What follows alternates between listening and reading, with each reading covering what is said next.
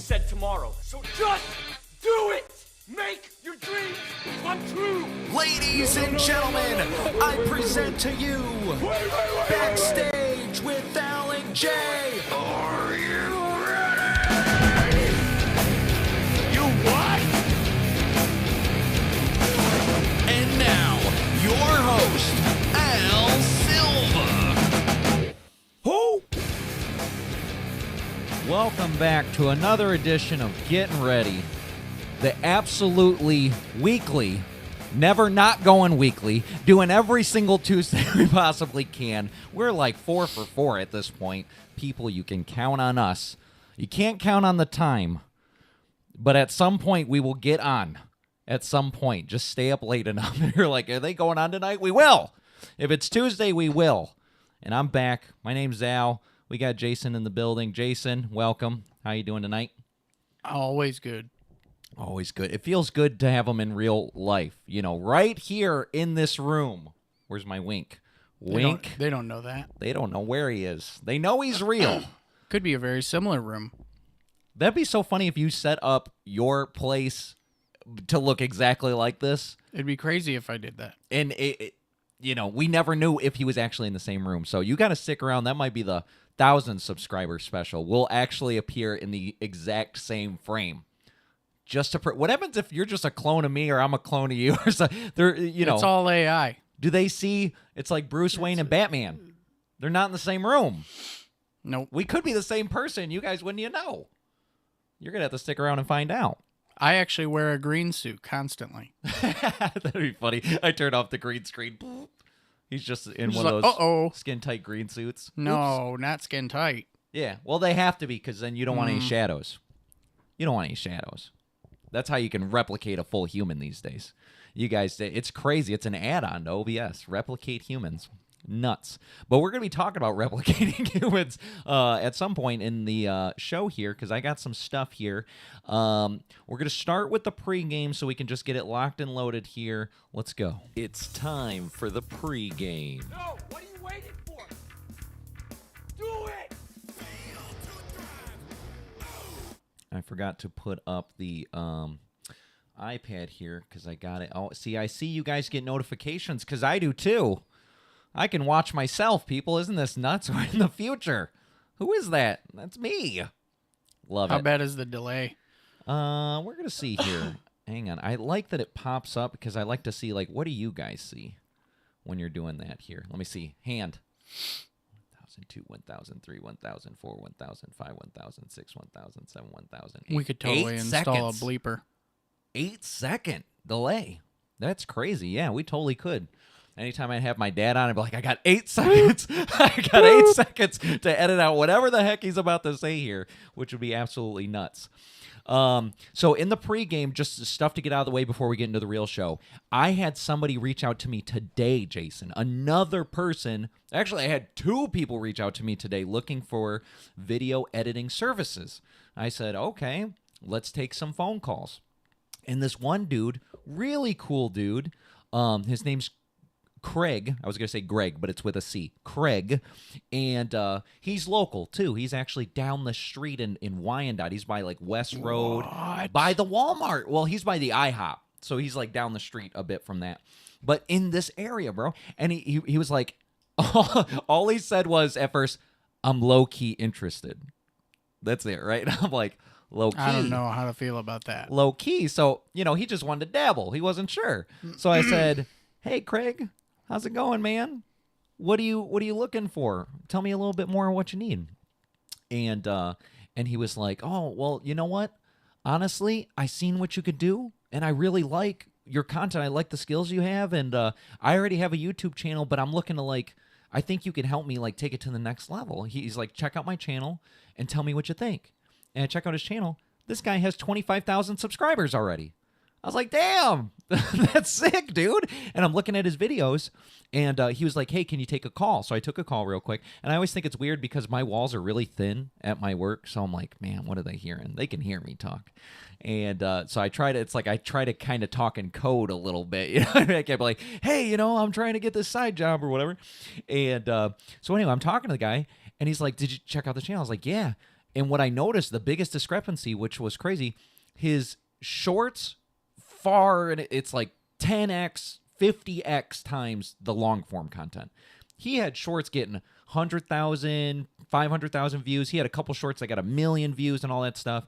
And then his long form content, a few hundred, couple thousand. I think the biggest one he had was like 50,000 or something like that. Major discrepancy. And I'm like, but I'm watching the shorts and I'm like, man, your shorts are good, bro. Like they're, you know, you got the zoom ins, you got the pop. You're telling the story. It got the caption. Like they're perfect. It's just, it's not the same for the long form because the long form, he doesn't do any of those things. And he's like, yeah, I'm just terrible at the long form. That's what I would really need your help with. I said, hey, that sounds cool. And he's like, why don't you come by the shop at some point? And he told me he's by the IHOP. I was like, oh, that'd be sick, dude. So I'm going to go check him out on Saturday. So Craig, if you're watching, man, I'm very excited to work with you. I think that'll be really sweet. And then I was supposed to meet with, I can't remember his name at this very point in time because now there's so many. It's a whirlwind of people's names. And I was supposed to meet with him yesterday, and he was super busy. So he postponed till today, and then he was still busy. And once I didn't get a message from him by 5 o'clock, I was like, hey, dude, do you want to just wait till Thursday? And he's like, oh, man, I was just about to message you. Wait until Thursday. They got me swamped here. I got so much backup work to do and whatever. And he's like, and this is after I was bugging you to come down to the thing. I'm super sorry. I said, hey, it's no problem at all because I just know it's like Mr. Krabs, $. I'm like, yes, no problem. Whenever you need me, pay me money.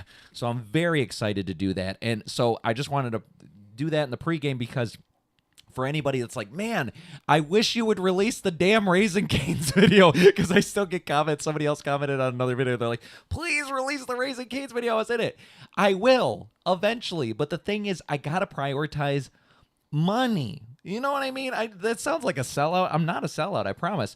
I'm selling myself. There's a difference. Selling myself, selling out. You know what I mean? So I got to take care of me first.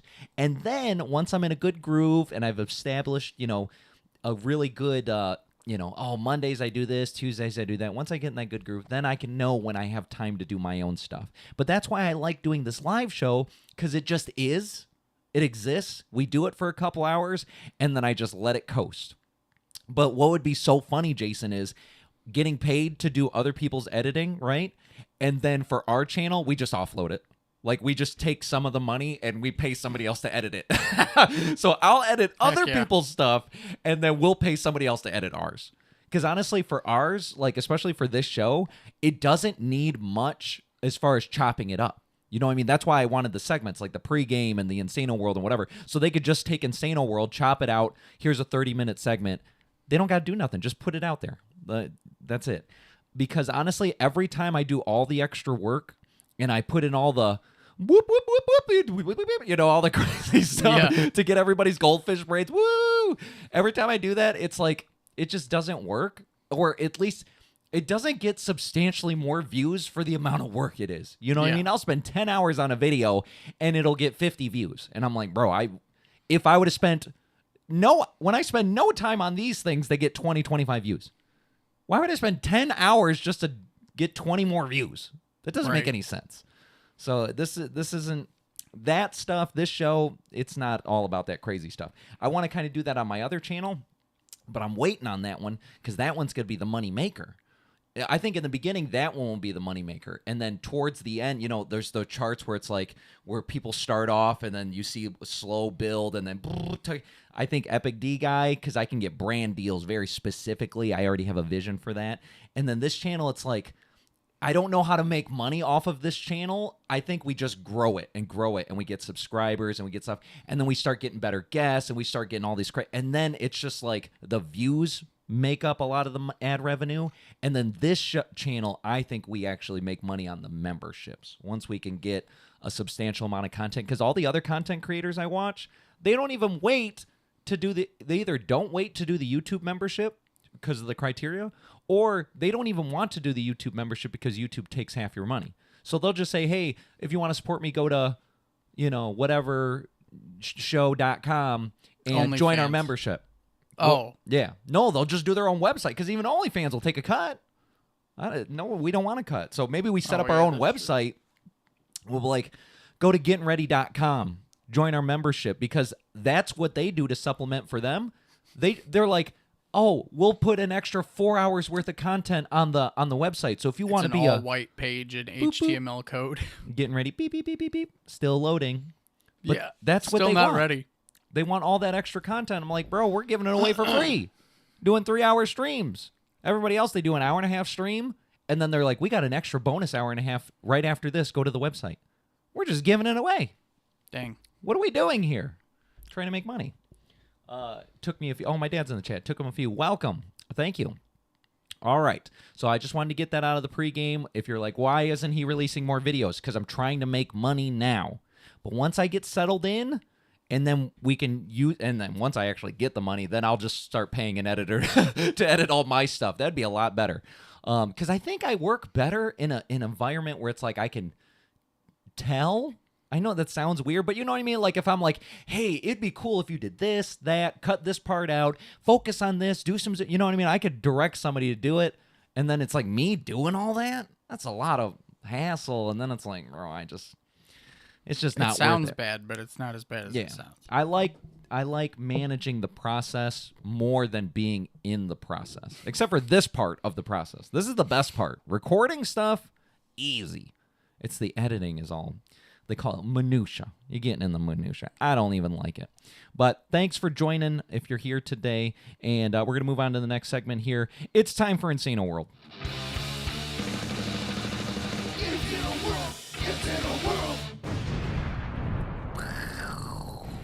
All right, this week in Insano World, for the first topic, Jason, you just won't believe it. It's like COVID just won't die. It just won't die, Jason. Why do you think it won't die? Is it back again? It's back, and we're gonna. What are they calling it now? Well, I don't even know if they did update the name. It's just gonna be the new year. Common cold. No, they're gonna say COVID, not 19, COVID 25. They'll be like, oh, it's just because that was the whole point of COVID. They're like, oh, it came out in 2019. I said, what? We didn't really have a problem with it until 2020 or 2021 or what was it? At the beginning of 2020. Oh, okay. So they let it fester for a little bit. They're like, it's COVID-19. No, I guess probably We're like, not but even isn't a it big 2020? They're like, yeah, it started a while. It started a while ago. We just didn't know about it. And as soon as I saw this article, I said, oh, not again. It's that San Andreas meme. Here we go again. So this is what's coming down the pipe. Take a listen. Tonight, the CDC is tracking this new strain of coronavirus discovered in bats in China. This new strain discovered by researchers at the Wuhan Institute. They say lab studies show it may have the potential to infect humans. The CDC tonight saying there is currently no reason to believe the virus currently poses a concern to public health, and there are no known human infections as of yet. All right, so let me get this straight here. No. Let me get this straight here. So there's a new strain of coronavirus that came from bats in China from the lab in Wuhan. Come on, guys. Come on, guys. Again? Same spot, same place. They were like, don't you do that again. They were like, it's totally from bats this time. I know last time we said it's from bats, and like, you know, there might be some evidence it came from us, even though I don't think I could say that on YouTube because they'll instantly cut the video. But it was like, come on, man. It's the coronavirus from bats that they were studying in this lab specifically to see if these bats could infect humans. They were doing the specific study that they were like, oh man, hope this don't get out. And that's what started this whole thing. And now they're like, well, if it's a second time from the same place with the same animal, I don't think it was an accident anymore. Do you think, first of all, let's get this out of the way. One of these is going to turn out to be the T virus. Let's go ahead and get this out of the way, Jason. Do you think the first time was an accident? That's what I'm saying. I don't know now. Because there's some people out there that said, oh, it wasn't like drop the beaker. It was a release it time. Bats come out. They're spitting on everybody. I don't know how it like got started or whatever. But there's a theory that it was like, oh, we got to do something to disrupt everything. This is going to get crazy. Because you got to think about China. And I don't think we have any Chinese watchers here. Maybe. Yeah. Let us know in the chat if you're Chinese. And if you're offended. But like, China was like, bro, we're like super authoritarian. Remember those videos where it's like, we'll weld people's doors shut. Like, we can handle the virus, but the rest of the world, they can't handle it. So unleash it, we'll contain it. Our people will be fine. The rest of the world's going haywire. And that's literally exactly what it did. Now, I know China was fudging the numbers a lot because they were like, yeah, nobody's died yet. There was like weeks on weeks where they're like, man, no doubts. And every other country's like, millions, everybody's dying. It's crazy. Yeah, they it's were like okay. Well, technically it wasn't coronavirus. It was pneumonia. Pneumonia. It was the flu. It was something like that. I know. Yeah. But what was funny was you look at the studies and it was like for that year, all of those other diseases, they were like, they barely killed anybody. And the 2 points of thought would be like, well, that's because everybody was dying from the corona. They were dying for the corona. And it's like, I don't know. The whole reason coronavirus was know about dangerous was because it could weaken your lungs to the point of getting pneumonia. Gaboom. But then they would have put died from pneumonia.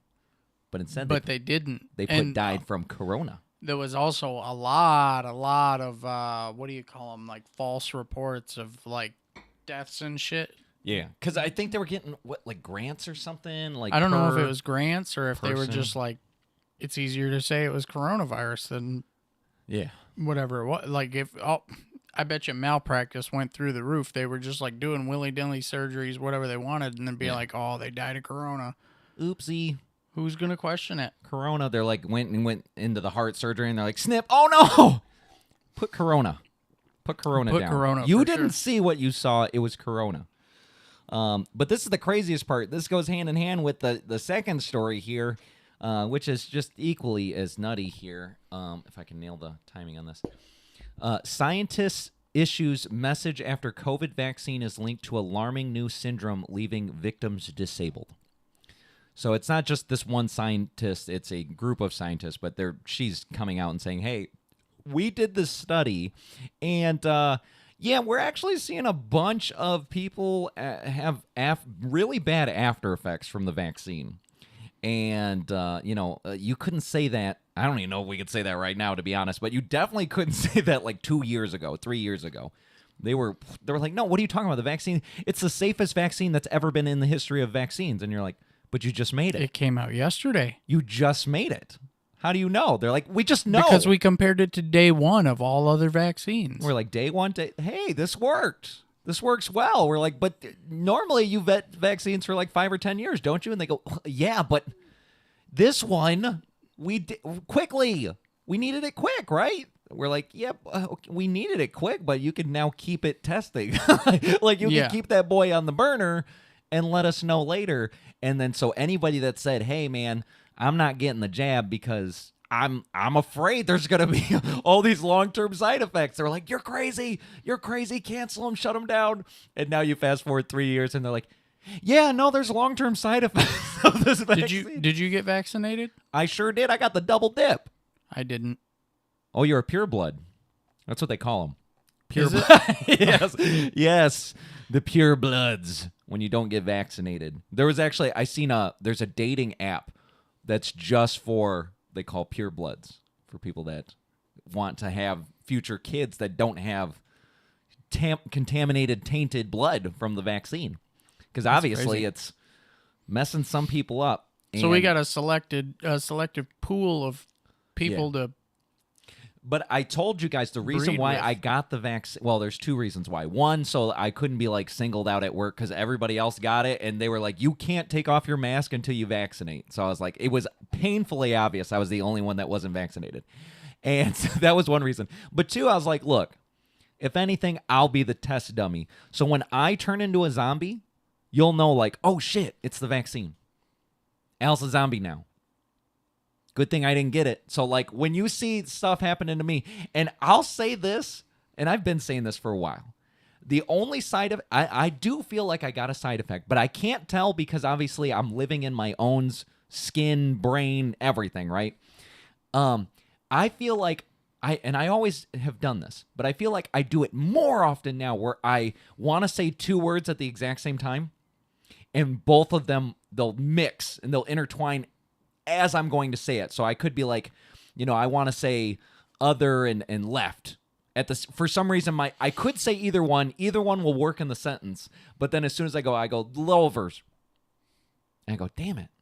And I feel like that's happened way more since I had the jabby.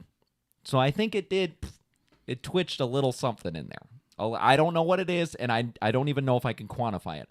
All I know is that's something I always think about ever since I got the vaccine. I go, I think I stumble on my words more.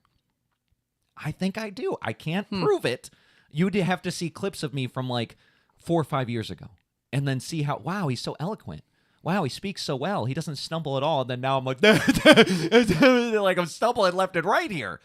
I don't know. It's funny because you're saying that, but your left and right is like vastly less than the average person. Yeah. But see, I thought I did a pretty good job before, but now it's like, and maybe I'm just getting old, okay? There is that I don't theory, think it's that. But I'm not that old, people.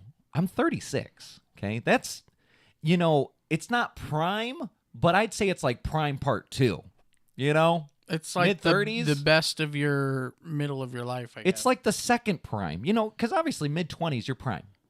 Do you get an old prime, too? Where you're doing the best of your old-ass life? I think it'd probably be like 50s, mid-50s, because like 40s, I think, is a big... You drop hard in the 40s. I don't even think people 50s, think about you're the like, 50s. oh, I'm not old at all. And then the 60s hit you, and you're like, oh, no. I think that's what it is. I think 50s is the third prime. You think the 60s crushes you? Well, I think there's something to be said about the number 60. The 70s or 80s. No, it just keeps going. You go 7, no way, 70. And then you go 80. You're like, no way. Maybe if you hit 90, that's the fourth prime. That's like, oh, I'm 90. I'm good. Like you're questioning, like, is it time now or am I immortal? That's what I'm thinking. Because honestly, for me, I'll just put this into the digital world as concrete. It's like, I really, really, really want to live till 60. If I live till 60, I'll be like, oh, cool. Maximized life. Anything past 60, I'm like, oh, this is gravy train. These are like bonus years, right? So if I live till 70, I'm like, oh, that's 10 bonus years. I honestly couldn't fathom living past 70. So if I live till 90, I'm like 30 bonus years. That's like 50% more life than I thought I was going to get. Going at 60. Getting 90? Getting 30 more? That's insane. That's insane. I don't see it. So if it does happen, I'll be like, wow. If you're out there and you're over the age of 60, just know, like, you're in bonus years.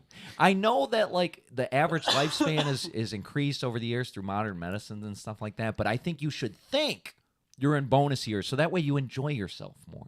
You know what I mean? Because I think you need to, once you get, like, really old, you should be, like, settling down, retiring, getting an RV, living off the grid. I don't know. Whatever you want to do. Whatever's fun. Off the grid.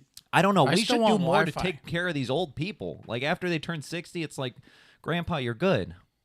Go have fun now. You know what I mean? Go do. I think that's what Social Security was for, but, like, that's a whole nother topic at another day where gone. they're like, it's not going to be there. But, with the new coronavirus and everybody getting vaccine illnesses, I don't even know if we're all going to last to 60. So we're going to see how that goes in the near future. But there is a technology that might help us out, maybe prolonging our lives because we'll be able to put our brains into these things, possibly.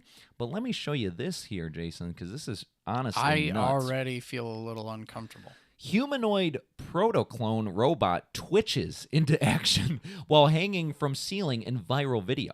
It's called Protoclone, an eerie, lifelike humanoid robot built for home use, has left social media managers... Oh, the vaccines get me!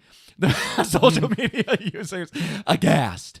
It's likely to be the first of many. Look at this freaky thing. I guess let me play the video, because there's a little clip here from X. It's totally not Twitter, but this is the world's first bipedal musculoskeletal android. Really intense sounding, but look at this thing. Freaky thing here. Musculoskeletoid. This is, we're talking about Skynet, AI. It's like, okay, that's brain, that's mind stuff. It's going to want a body. We're building its body as we speak. realistic muscles. Look at how realistic it twitches. Look at how realistic it's creepy, tweaking out, dude. Now tell me, first of all, why does it look like... Why did they put that music with it? Are they trying to advertise this thing or scare people away from it? I think both, but it looks like the white Zetsus from Naruto, like when you got all those like hanging clones. It's literally the same thing they did in Naruto, where they made like an army of white Zetsu clones. For all you people that aren't nerds, these are just clones of the same person, and they made like 100,000 of them so they could have their own army to kill everybody. It seems like that's pretty much what they're doing there. They're like, oh, we could just make these clones. We don't even need to, like, I don't know, brainwash people. We'll just make our own people. No brainwashing needed. Dang, you think they're going to go straight for just making more of us? Like, not us, but like those? Yeah. Those us's? So they can protect themselves, whoever's making these. Let me tell you, Jason. You don't think they're going to try and upload their brain into those things? Oh, yeah, they'll do that too, but, you know, what happens if society won't let them? They'll be like, oh, no, that's really weird. You shouldn't be able to live forever. And they're like, oh, yeah? White Zetsu, get them. And then we're getting carted off by twitching robots. They're like, oh, no. God, I hope they don't twitch by then. Go. Send them a firmware update or something. That's Man, it's messed just up. so creepy. Let me show you this here. Rise of the Robots. So according to the Clone Robotics webpage, the android operates with dismiss, please, go away. Human-like muscular, skeletal, vascular, and nervous systems. It has 206 bones, the same number as adult humans, made from polymers connected by artificial muscle fibers. Man, which it flexes uses pneumatic systems, although the company says the final project will run in using hydraulics. Hydraulics seems more complicated than whatever the hell it's doing now. To navigate its environment, the robot uses a system of sensors linked to 4 cameras. So they're gearing up for this. It's they tested this thing in the BMW factory, in the California BMW factory last year. And so they're like, hey, we're also commercializing this robot Apollo for use in Mercedes-Benz factories. So they're saying they're first going to use these things for factory work. Wink, wink. Yeah, it's totally going to be factory work in the beginning. They're just putting together cars. Next thing you know, they hand them a gun, and they say, march. Doot, doot, doot, round them up. What about They're the immortal. laws? They're supposed to like not be able to harm a human or something, right? Do you think they programmed that into them? I seen iRobot. Yeah, I saw iRobot too, but like that, you know, these guys probably pretty arrogant. You think that they believe that they're gonna overthrow them? No, they're probably just gonna. Oh, you think as a failsafe so they don't get taken care of? Yeah. Oh. So they don't get thrown out a window or off a balcony. This is what I think. I think they probably programmed them with those, but then they also programmed them with like a backup order. You know, like Star Wars, the super nerds, right? Star Wars, when they had all those clones, and then the Emperor was like, execute Order 66. And then all the clones were like, time to kill. And then they all killed because they executed this order that was pre-programmed in their brains.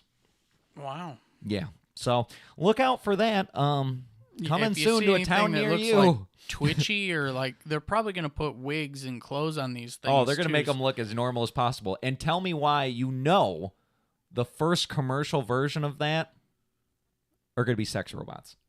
You just know it. Like I'm sure I didn't think that when I saw this, but I know you guys out there are thinking like, oh man, these are going to make fantastically realistic sex robots. I didn't think that, but I know that's people out there. That was the first thing you thought? Not me. No, the first thing I thought was killing us. But the second thing. So the second thing. Not me. People out there. You can't hear their thoughts. I know what they're thinking. I just know it. You know what I mean? You ever just know what you people are thinking? You guys are crazy. Do you ever just know what you people are thinking? I do. I know what you're thinking. You guys are nuts. Absolutely bonkers. You think they're going to be like immediately like, oh, nice robot. I wonder if I can have sex with it? Yes. All right. Yes. Absolutely. Not me, once again, but these people for sure. That's what you're thinking? Not me, 100%, but other people, yes. Now, we're going to move on to this. We're going from sex to peeing. I don't know why, but this is I'm just here to report the news, people. I don't make the news. It just exists. This online content creator was arrested very recently after videos surfaced of her urinating on grocery store products dating back for almost 4 years. They didn't just catch her. I mean, they just caught her, but then they were like, well, let's see how many times she came back and did this. 4 years she's been doing this stuff. Going to the store to pee on stuff.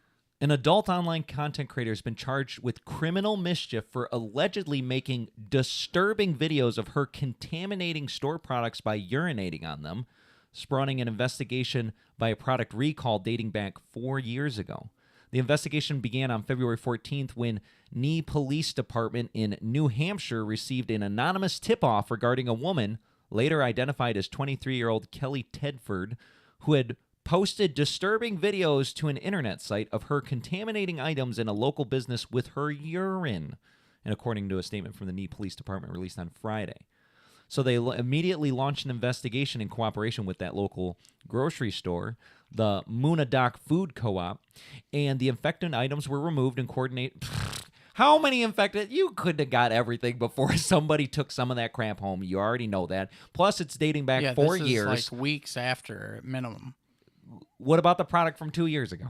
You didn't get to that, bro. They're like, and we made sure nobody. Oh yeah, for sure. No, you didn't. Like, no, you didn't. She's been doing this for years. This is absolutely bonkers. Here's this lady.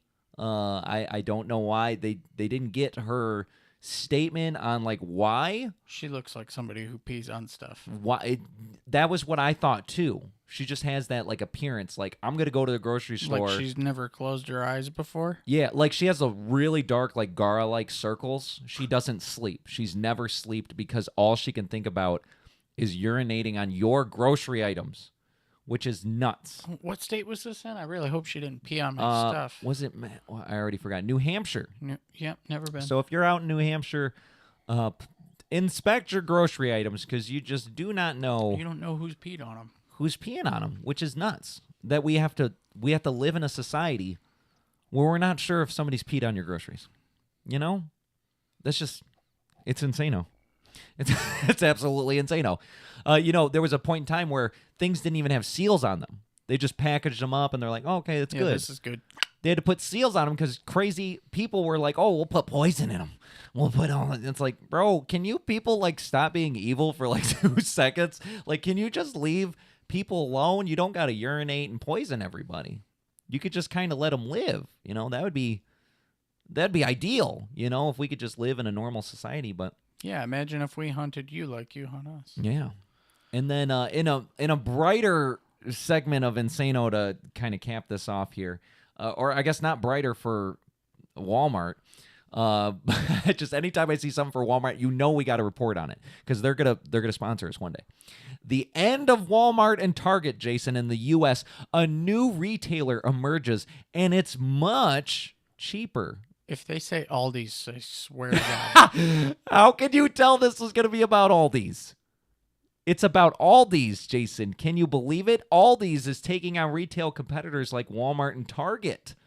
They're cutting prices, and they're having all sorts of stock, and they're doing all sorts of cool stuff. This is their plan, Jason. Get ready for this. This is why they're doing this. They have 200 or so new stores that they're opening in the next 5 years as part of their growth strategy. And the chain is going through a sort of rebrand, and they're describing themselves as more desirable, affordable alternative for shoppers. The company claims to offer competitively low pricing without compromising on high quality standards, particularly in this time of ballooning, inflating rates. In an official statement, the company said, this is the largest number of Aldi stores to open in 1 year in its nearly 50-year history in the country, and as more shoppers than ever look to save up to 36% on an average purchase here. So they are going to be expanding in the Southeast U.S., the Northeast, Midwest, and West, Southern California, Arizona, and Las Vegas. So if you've never been to Aldi's, it's a weird concept because most of it, I think they do have some name brand stuff. It's been a while since I went. But most of it is their brand. They do their own store brand sort of thing. And so they're like, you don't get Tostitos, you get Tostita chips or something. It's like rolled up Doritos. Yeah, it's like really close. You're like, okay, that's like absurdly close. Like when you go to get goldfish and you get whales. Yeah. It's like close enough. So that's what all these is kind of do. And they're saying, well, our stuff's cheaper than Walmart and a better quality. So why would anybody go to Walmart? Yeah, I don't. As someone who has had Aldi products before, it's 50-50. 50 hit or miss is what they'd say. Yep. And basically, I would say if you go into Walmart and this sounds like a plug. Oh, no. It's not a plug. Please sponsor us, Walmart. Go ahead. When you go to Walmart, if you grab the Great Value brand, it's pretty much the same thing as the name brand. 90% of the time. Because of their reverse engineering. Like, they take that product and they're like, how do we make it? Well, yeah. They do a good job of it. They do a really good job of it. But it's, it might, there's very few items where you're like, oh, won't buy that, again or whatever. But with Aldi's, when you go in there and you get those things, it's like 70-30. 70% it's a miss. Damn. And then 30% of the time you're like, this is acceptable. Yeah. It's not that good. It's not that good, but is it worth maybe taking a hit on the quality? They said 36% lower. I mean, 36. That's pretty substantial. I would say in that regard, yeah, you probably could get away with that, and it probably would be okay. But the more desirable claim, throw that away. Just be honest. It's cheaper. Okay, and not if it's meat, and not if it's dairy. No, you know what's really funny? I talk about this all the time, and one day I truly will do it. It's like the Dollar Tree challenge. I'm going to live off Dollar Tree for a whole month. And I saw something the other day, Jason. I said, I really want to get it simply to be like, all right, how is this going to be? You will not believe. At the Dollar Tree, they had steak. How can this steak be? How can it be? Well, is it like? Okay, yeah, it's like steak. vacuum sealed. A steak. You get one steak. It's probably like a 10-ounce, 8 to 10 ounce portion. Yeah, but how much was it? I think it was $2. It was either Per $2 or pound? $3. No, for the package. It was in their premium section. I said, "Whoa, let me see here." Because they do like 1, 2, 3, 5, and they go up to like $5. I think 5 is their max. And then $5 they get like a bag of Rally's fries. Like they try to do some good stuff for like $5, but I'm not buying anything. The only thing I bought for $3 was these pretzels that my kids love, and they're like, "Bro, you gotta get these pretzels." I was like, "Guys, it's $3." They're like, "Oh," and I'm like, "Are you gonna eat them?" And they're like, "Yeah." I'm like, "All right." Because honestly, if they're gonna eat them, we were already talking earlier. Most of the time, they just eat chicken nuggets. So I'm like, if you'll eat other things, I will buy them. But I just hate when I buy something, and they go, "Oh, that'll be really good," and then I make it, and then they don't eat it. You know what I mean? It's like that would just be a complete waste. We're not wasting stuff here. But those pretzels were actually pretty bonkers. You got 6 pretzels for $3. Now, so Aldi's is trying to compete with Walmart, and we got sneaky old Dollar Tree that's like, "Bro, we're gonna sell pretzels. We're gonna sell steak. We're going to sell all this crazy stuff. Why not come to the Dollar Tree?" But nobody thinks Dollar Tree grocery shopping. They think Dollar Tree, I need some deodorant, I need some Q-tips, those side items. I'm going to go get a bag of candy. But that's where Dollar Tree's trying to expand. Dollar Tree or Dollar General? Dollar Tree. Because their shtick was everything's $1. But then inflation hit. They're like, everything's $1.25. But then they still really couldn't make enough money. So they're like, all right, we'll keep everything $1.25, but we're going to offer $3, $5, and I don't think they do $10, but $3 and $5 items for people that want to. So now every time I go to the Dollar Tree, they have like more and more items. They're getting crazier and crazier. Because they're going to become like almost like a Five Below. It's like a baby. Yeah, it's a little baby. They want to be like a baby version of Walmart. They'll be like, bro, because Walmart, you can get clothes, you can get food, you can get car accessory. You can get everything. And at the Dollar Tree, kind of too. They have clothes like socks. I got socks there one time. The socks actually did pretty good. Socks, shirts, deodorant. You get your cups there, plates. Yeah, especially when they have utensils. like the Coca-Cola ones. Yeah, absolutely. So I would look out for the Dollar Tree. Now, I almost got hired in at the Dollar Tree, and then they didn't accept me, so I'm a little like, ooh, you guys, I could have been helping you out. Because what's so funny? After they didn't hire me, Jason, they ended up like closing, like, I can't remember. It was several hundred stores. And they're like, oh, and they did some layoffs and stuff. And I said, oh, maybe if you hired me, you'd be falling in the money. You'd be like Scrooge McDuck, like, oh, we're making so much money. Thanks, Al. That's so nice. Oh, man, all your knowledge experience. It's not a liquid. Yeah. But see, I would have told you, don't make it out of coins. Put them in bills. And then you'd be like, ooh, wee. Like dollar bills. Yeah. Wee. It's Soft. still not a liquid. No, it's like soft paper. Wee. Not like, how Mr. Beast, he like crumples up all his money for some reason and he throws it at people. It'd be like that. It'd be all like crumpled. So you'd be able to kind of dive into that. Oh, you wouldn't so do like like a ball stacks. pit.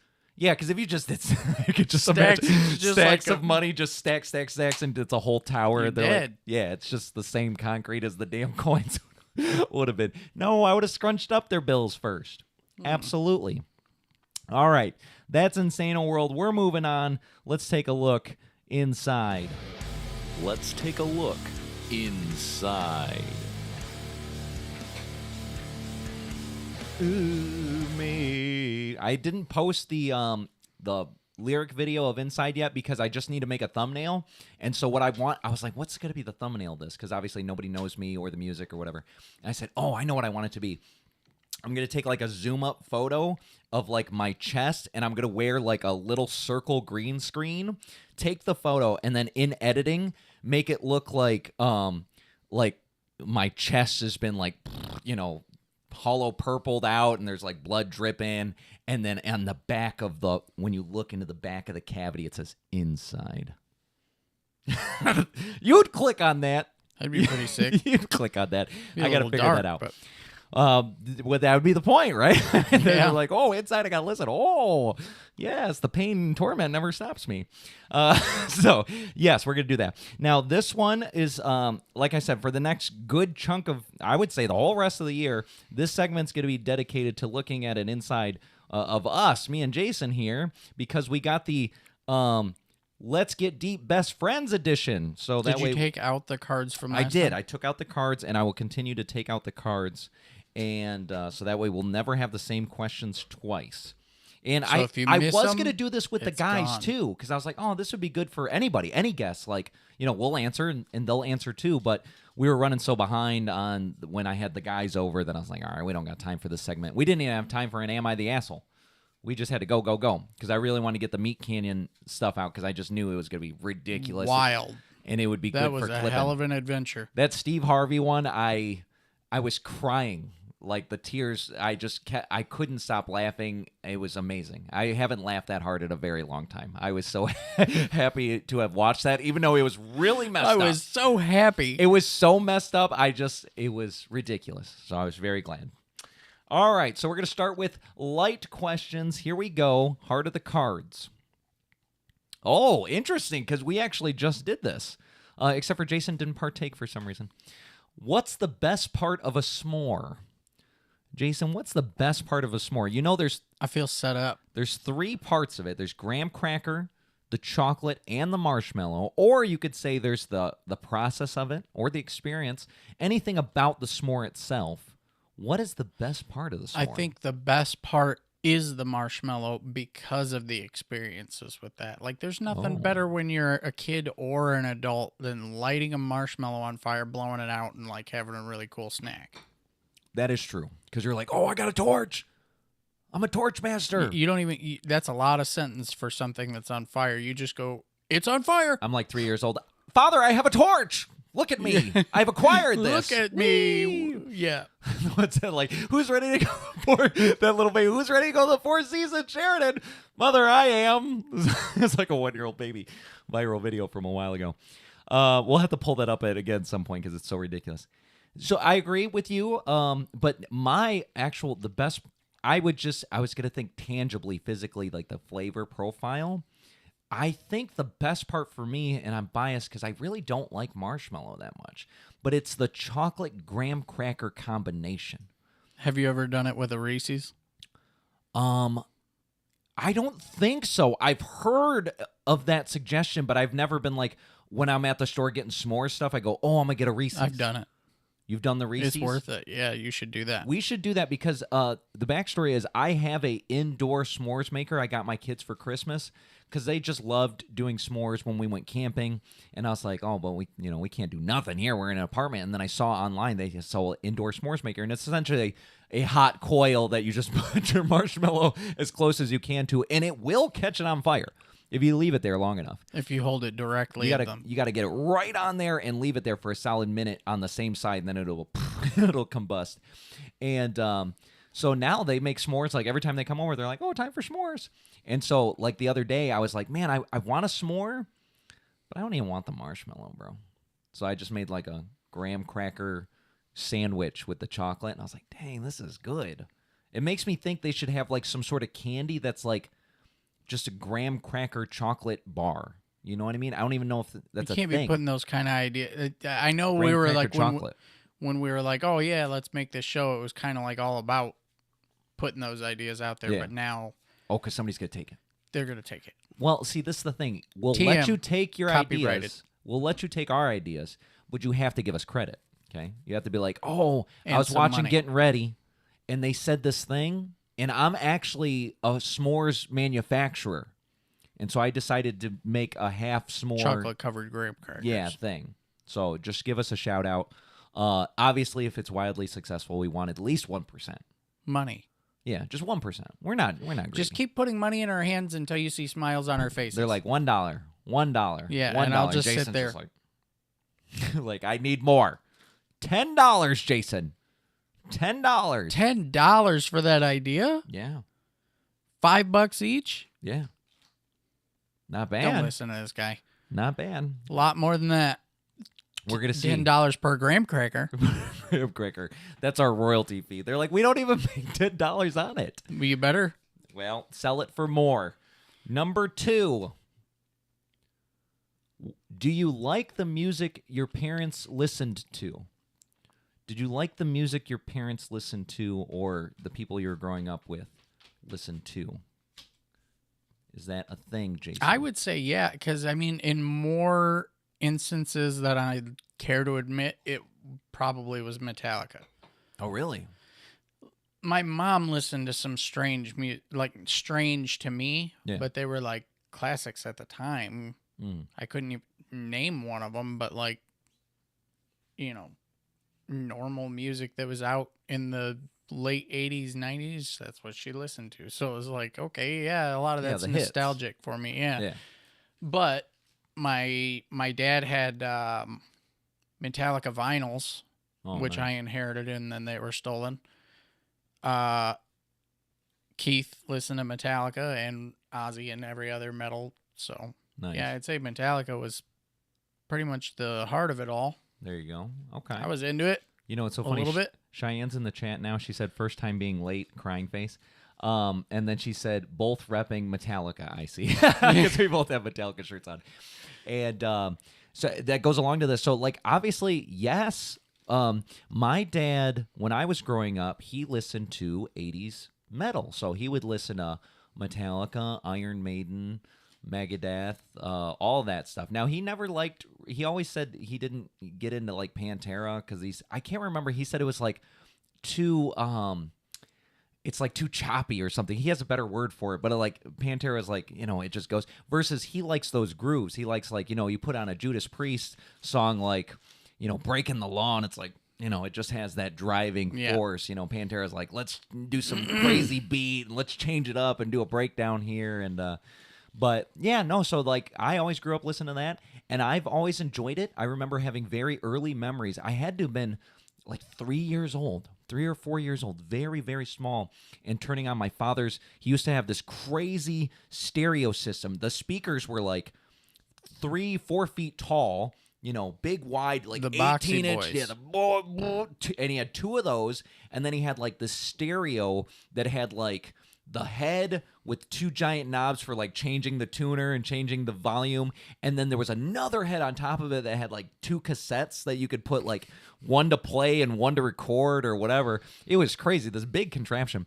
I remember one day I was like crawling on the floor for some reason. I don't know. I had legs, I promise you, but I don't know why. I remember crawling up to the stereo, and then I turned it on, and then I just cranked the knob before the music started. I was just like, boop, and it takes like a second to load.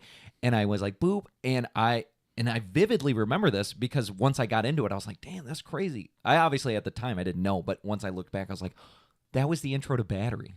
It was like, I was like, like it just hit me like a wall of sound. I was like, whoa. That was nuts. So that was like my first like experience with Metallica, is the wall of sound that hits you with Battery when the intro starts. That's awesome. Which is fantastic. And then what's funny was like I really was into that for a long period of time until high school.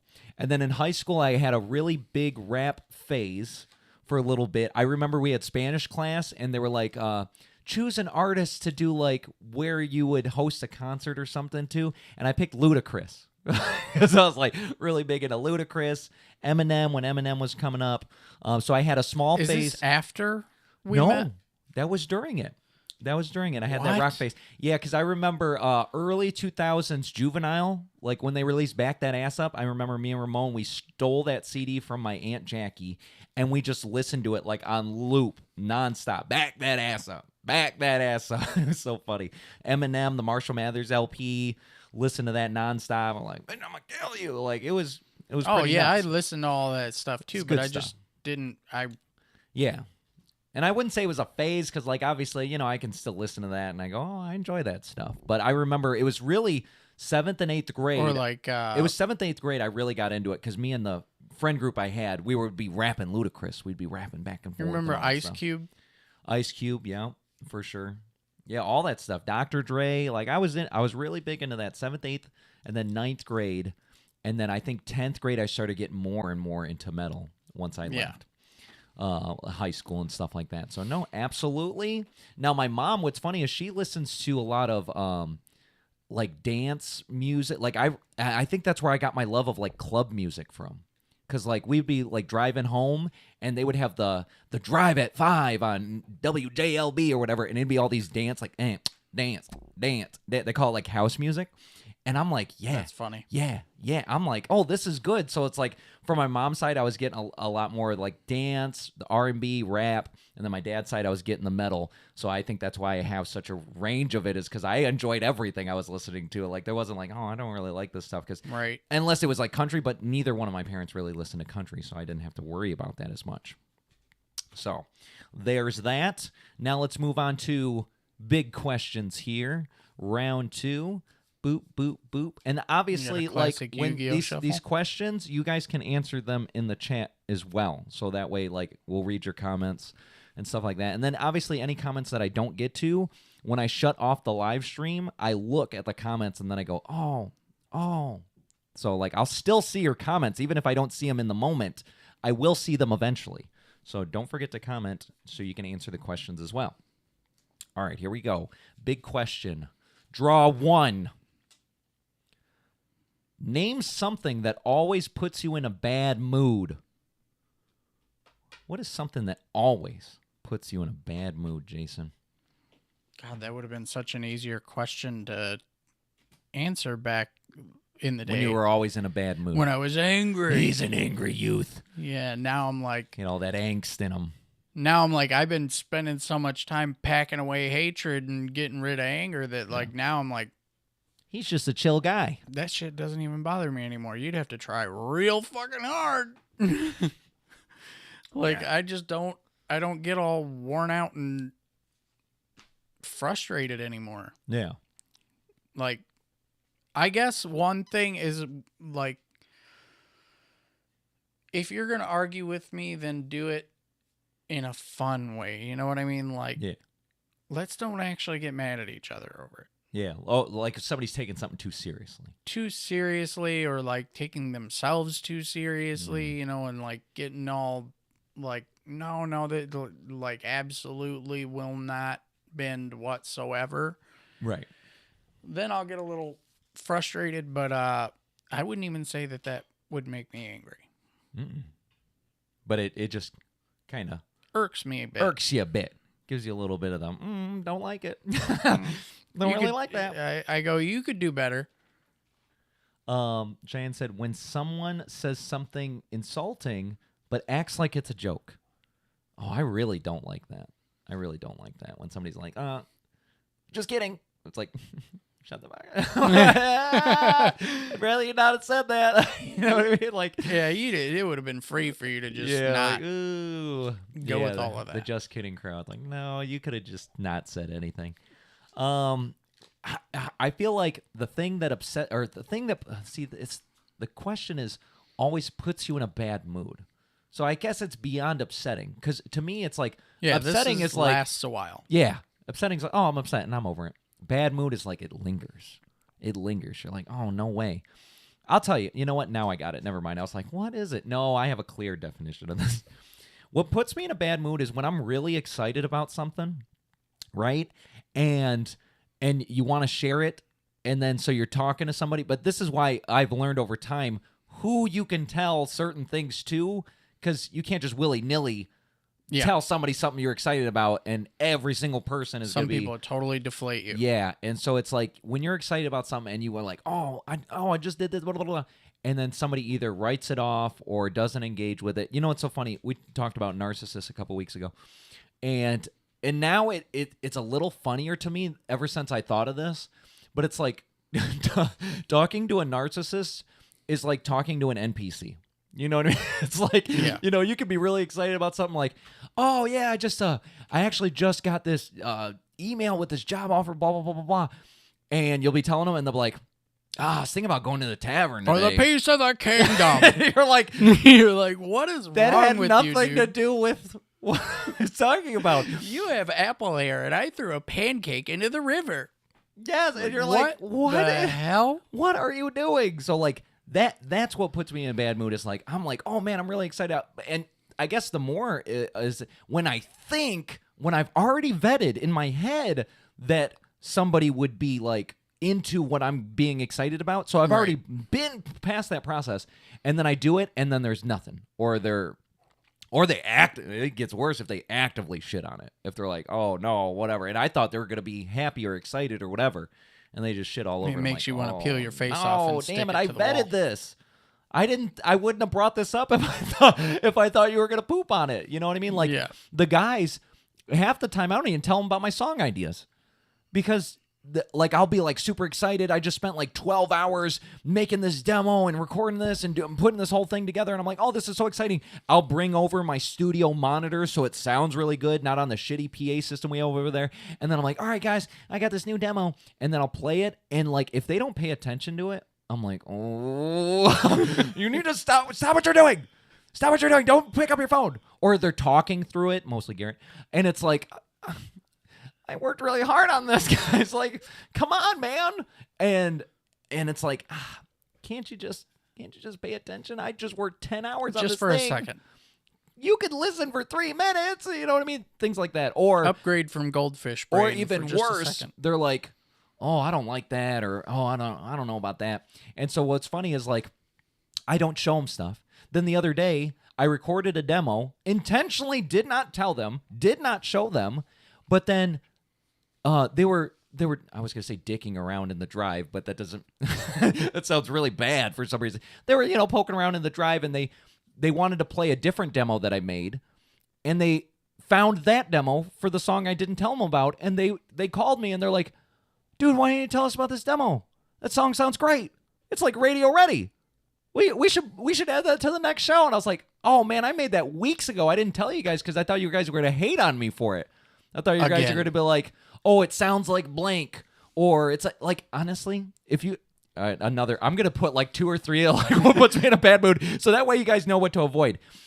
As an artist, when you make something original, you kind of hope everybody goes, oh, that sounds good. I like this specific part. I like the intro. I like the solo. I like the break. I like this one specific thing. Specific mentions are always good. But the thing I think every artist universally hates is, oh, that sounds like blank. Oh, that sounds like blank. You think it would be a compliment if you're like, if you're like, oh, that sounds like Metallica, you'd be like, oh, I'm getting compared to Metallica. But like every person in the world that's making something original or they think is original, they want it to be original. Unless they're intending, they're like, oh, I was trying to sound like Metallica, so thank you. Yeah. Some people are out there trying to sound like something. But for any like real artist, they're trying to sound like themselves and they're trying to release something that's like a vision in their head. So like when you're like, oh, that sounds exactly like blank. And it's like, okay, well. Well, you know what it sounds exactly like is me doing that thing. Yeah. Like, but obviously we all have influences. We all have things that shape who we are and how we produce things and how we think and all that stuff. So there's influences. You can be like, oh, I can hear a hint of this or a hint of that. But to say something sounds like blank, it's like invalidating the creativity of the person. Right. You know what I mean? So now I gave you guys 3 things that gets me in a bad mood. So there's that. All right, we're going to question number 2 in the big questions here. Whoop. Who would be the worst person in the world to be stuck on an elevator with? Who would be the worst person in the world? So you can go 2 ways with this. Somebody you know personally or like a celebrity or something like that you'd be like, oh, that would be bad. Either one would work. Stuck in an elevator with? You got to be stuck. So, it could be a couple hours. You don't know how long it's going to be in there. There's no TV, no food. You just have this other person to interact with. Who is the worst person in the world? In the world.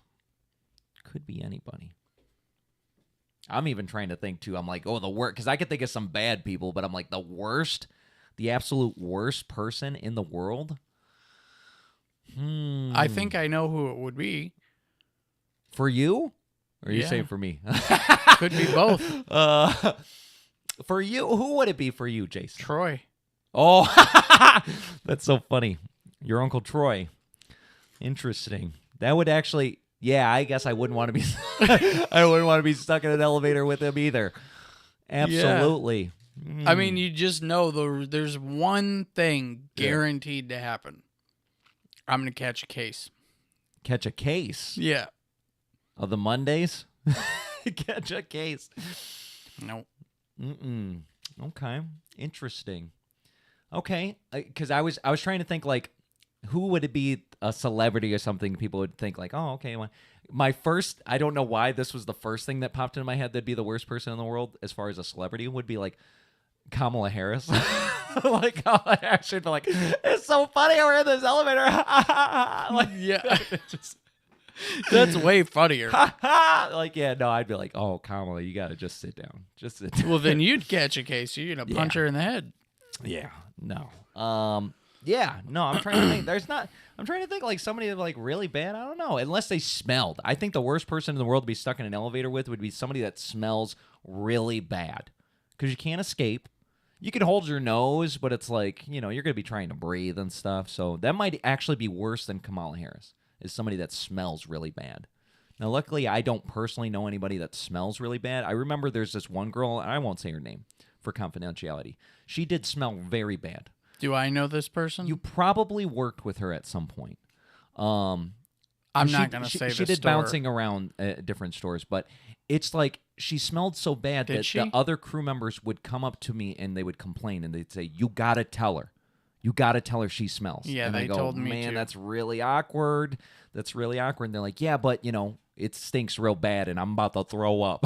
I'm like, okay. So I remember I had a female co-manager at the time.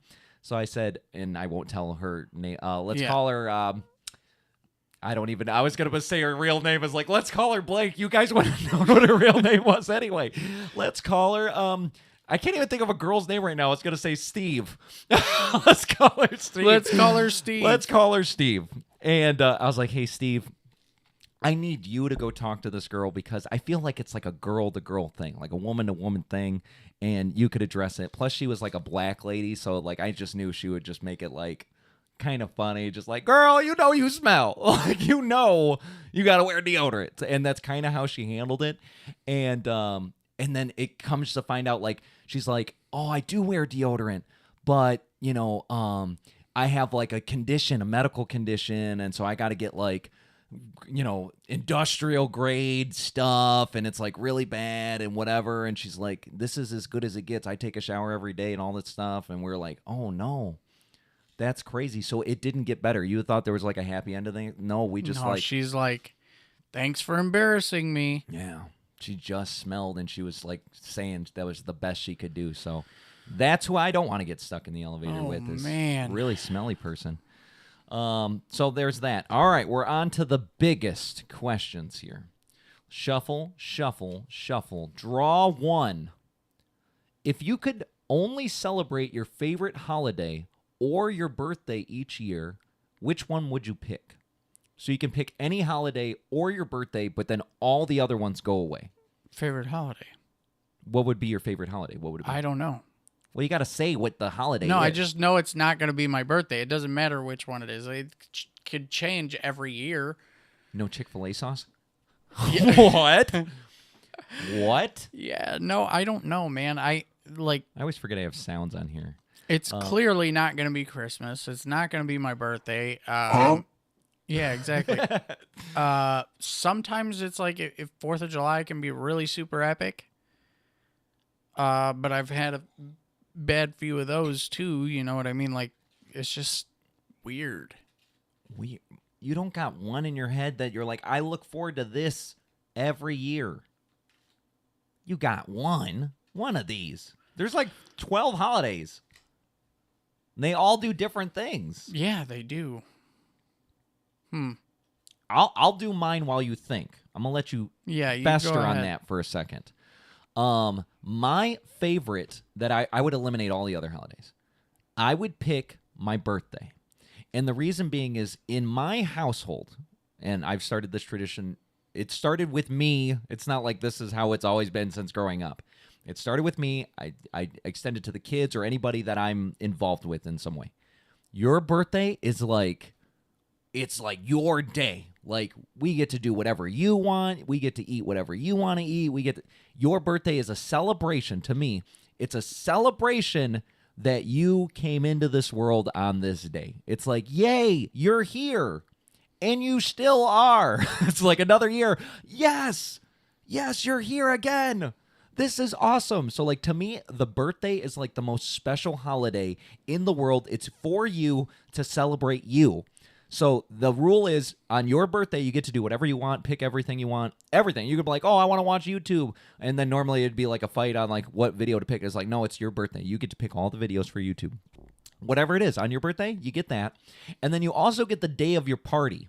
Because a lot of times, like, let's say your birthday falls on a Tuesday. Well, we're probably not doing your party on a Tuesday. We'll probably do it on a Saturday or Sunday or Friday. You know what I mean? Right. So you get the day of your party. Same rules apply. It's your day. And you get your birthday. So you get double down. And if for some reason you have to have multiple parties, then you get all of those days. You get all of that. So if you got a birthday on the weekend before, birthdays in the middle of the week, and a party at the... So just schedule a birthday party every day next year. Well, it has to have a valid reason. Because usually there's valid reasons. It's like, oh, we'll do an internal little party. Like maybe I'll do a party for the kids. Oh, you mean like you have to be And then my working. mom will be like, oh, I'm going to throw a party for the boys or whatever. And I'm like, okay, well, we go to Grandma's on Saturday. That's your day. And then we'll do our party on Sunday. So then they'll have Saturday, Sunday, and whatever their birthday was. So the only time you fail is when like you do a birthday on your parties on your birthday. And then it's like, dang, you really could have got 2 days out of this. Really could. But that only happens if your birthday lands on a Saturday or a Sunday, which it only happens once every, 6 years or so, right? So you get that.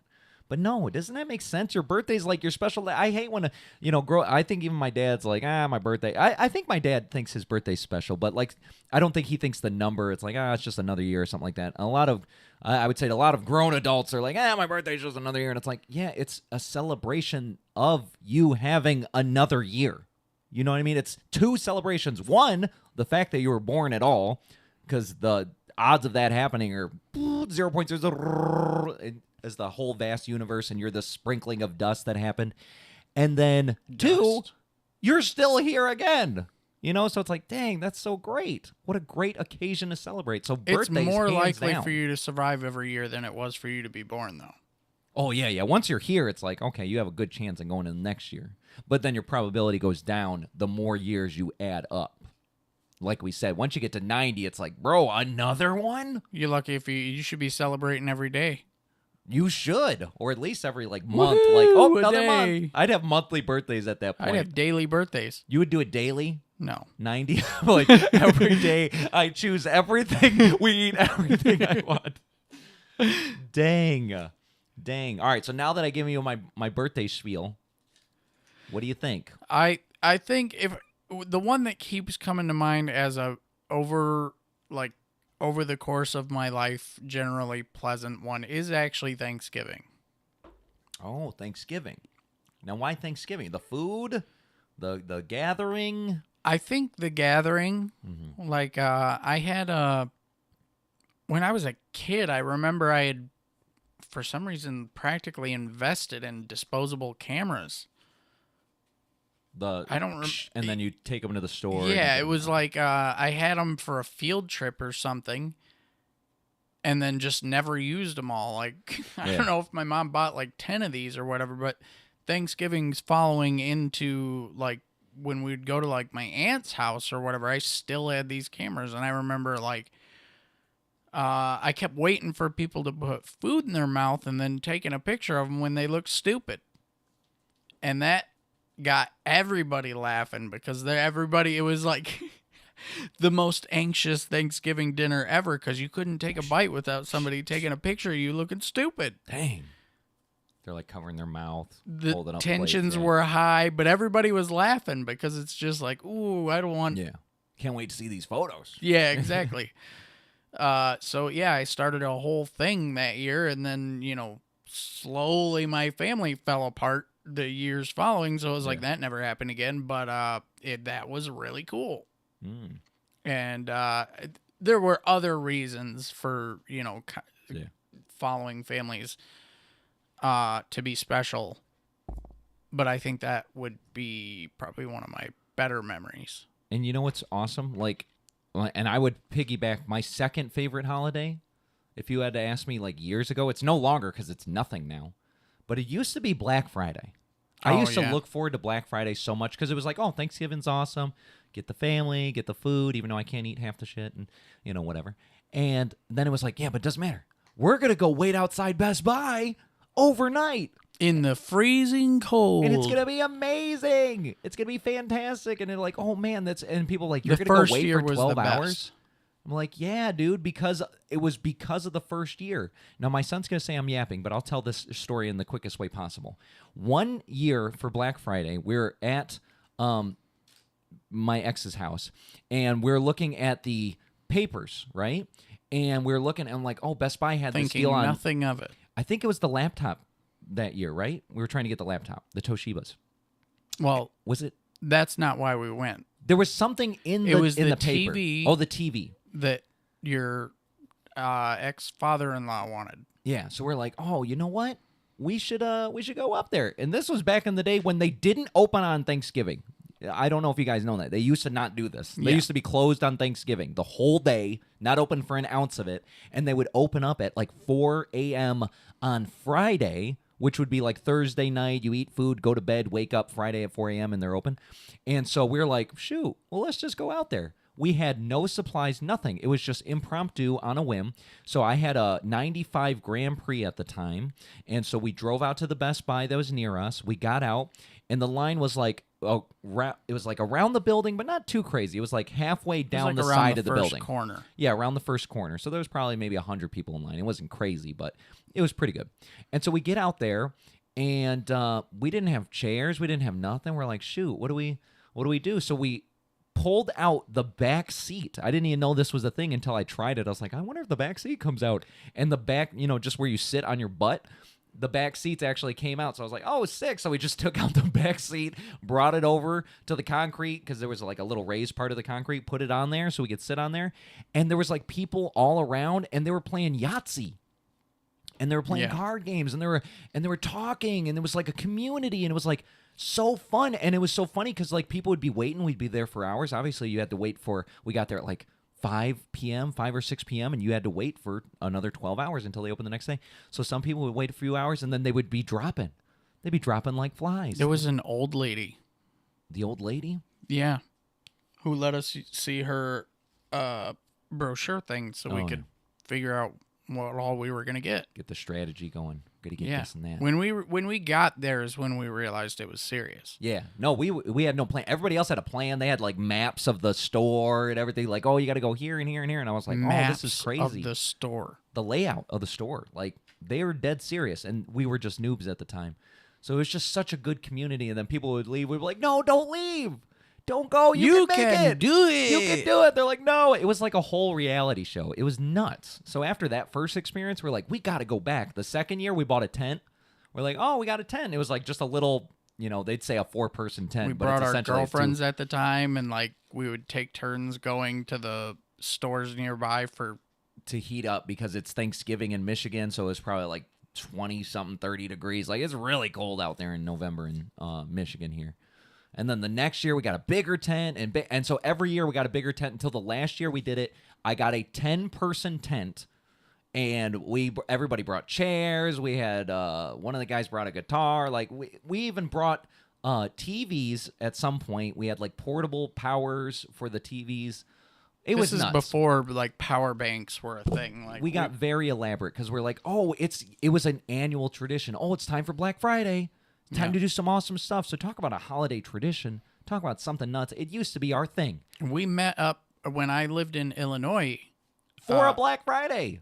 Al came down. I drove down to Illinois because I was like, oh, Jason, we got to do a Black Friday again. Yeah. And that's when we went to Walmart. We were inside that Black Friday. Yeah. Because then Walmart's like, bro, what? And then everybody just started being open. But Walmart is nuts on Black Friday. I've hit a couple...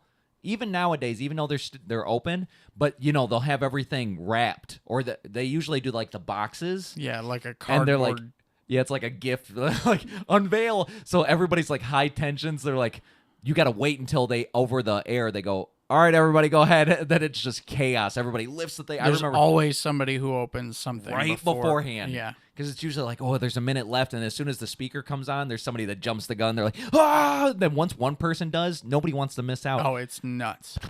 I remember one time there was like Blu-rays, everything was flying. It's like you would thought they would have grabbed them and put them in. They were just like, I don't know, they're going nuts. They're throwing Blu-rays, they're throwing Tupperware. Like, I think some people were just trying to create chaos, but that's and that's exciting. That's cool. I know some people get trampled to death. Don't throw this stuff, but like, it is cool. But there are don't fights that throw break stuff. out. People get trampled to death on Black Friday. Sure, okay, but for the most part, it's a pretty Everybody exciting, else had a pretty good experience. It's a pretty cool holiday. So yeah, I would have said that. Cheyenne said Halloween. I could see how Halloween's popular, especially like to me, like when the kids. Like, because I have kids and going trick-or-treating and having them dress up and then, going to get candy and that whole experience, like, that's pretty awesome. I had to miss out this last Halloween because I was so sick. I didn't get to trick-or-treat with my kids for the first time, and I would like to say their entire lives, but I'm sure there was another one I think I missed out because I was out of town. But we did, like, a pre-Halloween where you go to the zoo and the gorillas don't give you candy, but like they line up by the different animals. So then you go and then you get by the gorillas, and then some worker goes, "Oh, here, trick or treat." They give it, but that'd be sicker if the animals say trick or treat. No, the kids would say trick or treat, and the workers would be like, "Here's your treat," because nobody ever picks the trick. You'd be crazy to pick the trick. You don't know what these kids are up to, but that's how it'd be. So I agree. Halloween is a pretty good holiday here. All right, we're going to the last bigger question here. Draw one. Oh, this is crazy. Or it's just so grand. If you could have any question answered, what question would it be? This is any question. This could be to anything. Anything. There is no limits to what this question could be. It could be something very specific, or it could be something very grand. Out there in the chat as well, if you could have any question answered to whoever, what would it be? What do you need the answer to? Dang, that's like That's not a bigger question. That's a biggest question. Well, that's what they were supposed to be. It was supposed to be like, oh, these are the grand philosophical boys out there. Whoa. Any question. Because my first brain, there's different pathways you can take with this one. Oh, yeah, you could say, sure. why did this one specific thing happen to me? I could see, questions like that. Or I could see just people saying general things like, well, what is my the meaning purpose? Of life? Yeah, or, what is the meaning of life? Or are there aliens? If you could have any question answered and it will be answered in truth 100%, it could be anything. Or it could be something very specific for yourself. Because I'm trying to think. I'd want to know one specific thing for myself. You know what I mean? That's such a deep pool. Because I'm wondering if into. You can even, because obviously this is a card question, so there's no rules. But you could also, I would assume, ask it this mythical card that grants any question. You could ask it a scenario question. You could be like, if I did this instead of that, what will my life look like now? It'd be like, oh, and it would tell you. It'd be like, oh. For example, something small, I'd be like, let's say if I didn't go to ITT for college and instead I went to, I don't know, Eastern Michigan for accounting or something. What? Because you got to think of all the ripples. Butterfly effect. All the ripples that change. Do. Or this is the craziest one. My first job, for people that are hardcore show watchers, they know was Little Caesars at the day after I turned 18. But I applied to other places before I worked at Little Caesars. And the one I really wanted, there was a Subway by my dad's house that I applied to. They didn't even call me. Imagine if I would have got in at that Subway. So the question would be like, what happens if I would have got hired in at that Subway instead of the Little Caesars? Think of all the crazy ripples. It'd be nuts. First of all, it was by my dad's house. So then I wouldn't have moved down here or down to Detroit. Right. To come work with you. If I wouldn't have came work with you, I wouldn't have met my ex-wife, which I wouldn't have had my 2 kids. But then I also probably wouldn't have done, plus it was a franchise Subway, so it's not like there was a corporate ladder to go up. Would I still be at that Subway right now? Or would I have been like, oh man, there's nowhere to go from here. I'll be a doctor. And then I could be a doctor right now. It could be anything. I mean, this is crazy. We're talking about butterfly effect. So I'm almost thinking I think more of my questions would be like, if I did this one other choice, if I changed my trajectory, what would that have looked like? Because that's what I'm a little curious about. Because obviously the big stuff, it's like, what's the meaning of life?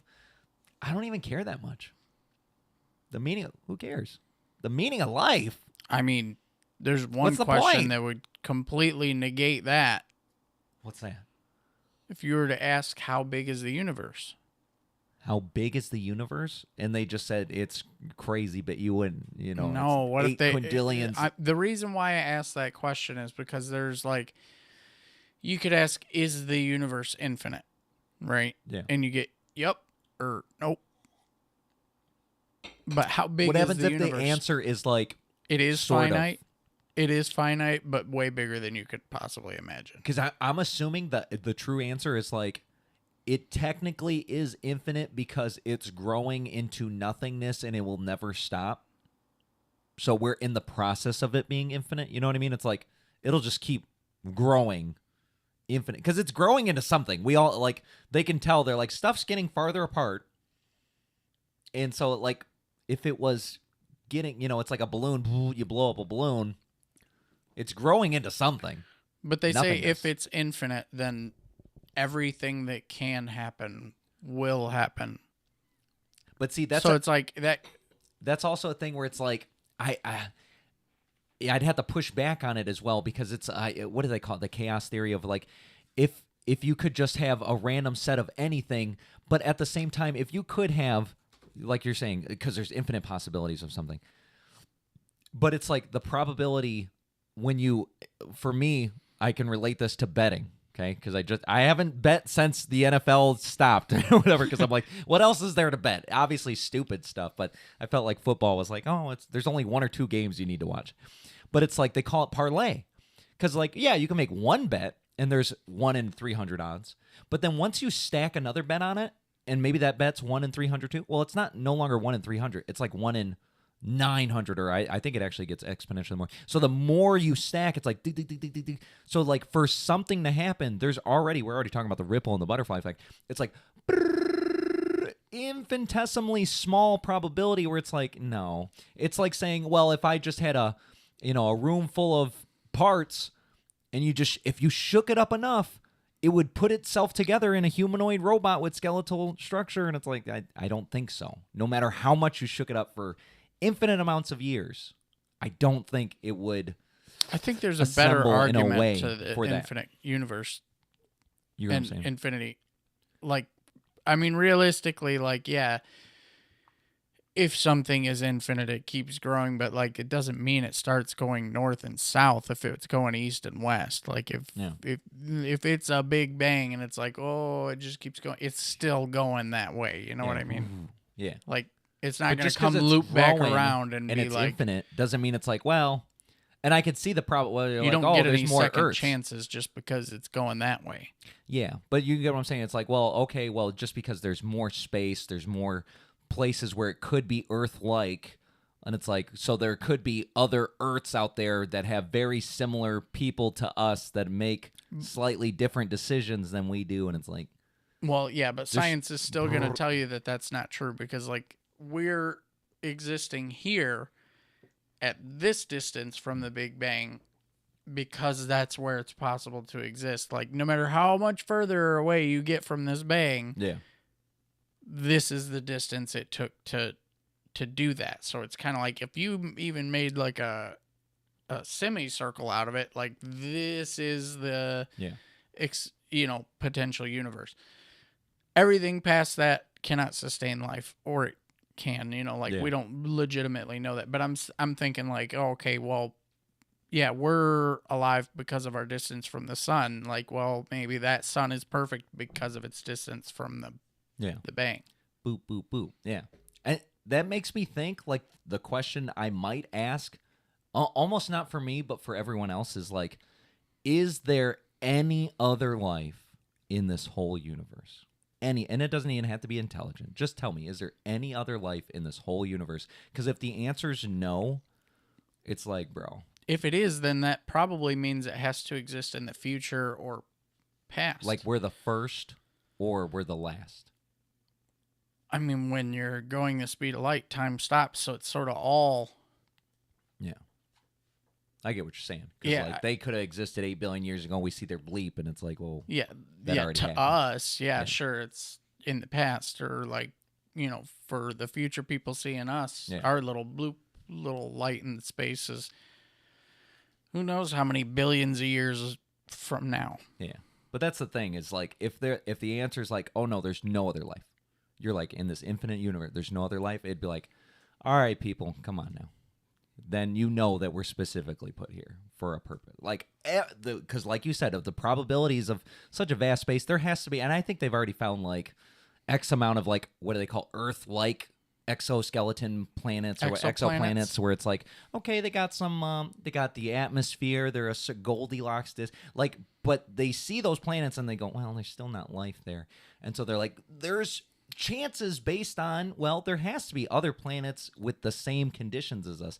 But if in the end of this grand scheme of the infinite universe, there's billions of planets that are pretty close, but out of all of those, there's no life.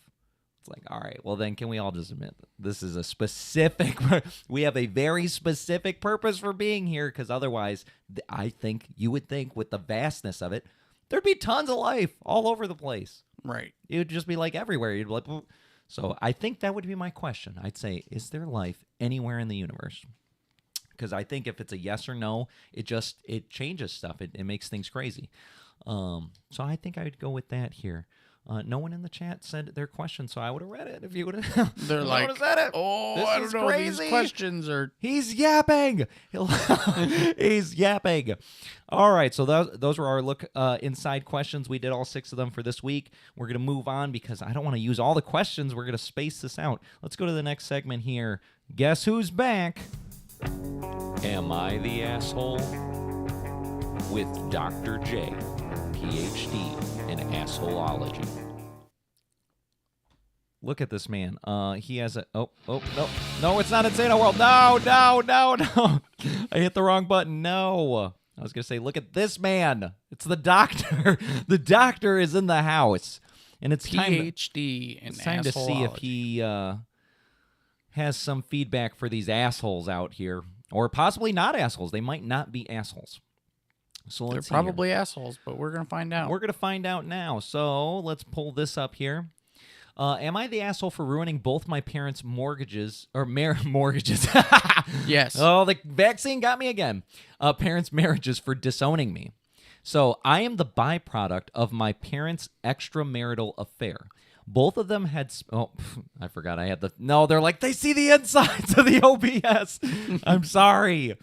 I am the byproduct of my parents' extramarital affair. Both of them had spouses at the time. My birth mother got pregnant and had to tell her husband as he was overseas when I was conceived, so there was no way I was his. A few months after I was born, they decided not to divorce.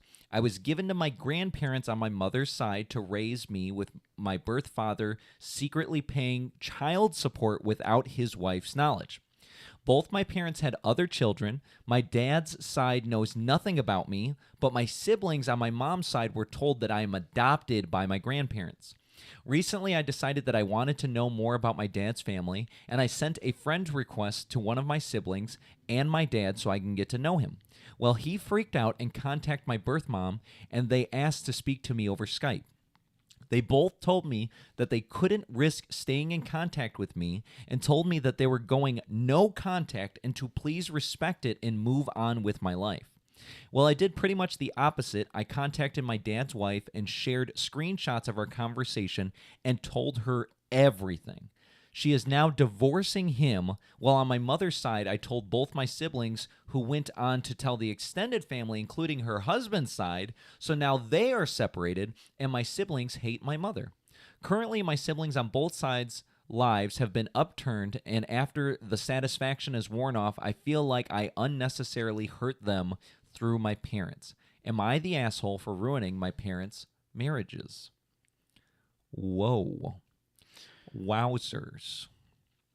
I mean, that one's... This is kind of nutty. Kind of nutty and also really easy. I mean, obviously, the parents are assholes. Well, the parents are assholes. I feel like we're going to give 1 point to the parents but for the no-nos. It was bad. I don't know how old he was when he did all... They were both married. Or she. Both of these people were already married because they were... Yeah, no, I'm talking about the kid. The kid doing this stuff? Yeah, I don't know. It feels like they were like already an adult. I don't know. It feels very adultish already. That's what I'm thinking here. So you can scroll down to that first comment because we're going to touch on this real easily. Not the asshole. You still did an asshole thing. You didn't ruin anything. They did. They must be held accountable for their sins. You know, like, all right, first of all, we don't know how old they were when that happened. Yeah. You're not, there's like a whole ass rule about not being the judge, the jury, and the executioner, you know, so like. All three. Yeah, you know, like, everyone's an asshole in this situation because at the end of the day, like, they created the situation. They should have been punished by the world. Okay. Yeah. People make mistakes. It is what it is. But also, haha, you know, they did do that. So, like, there is some degree of right, and the kids on both sides should know, you know. Like, I mean, if he was like, oh, I did this because I feel like my siblings should know, or I want to have a sibling relationship with my siblings. Yeah.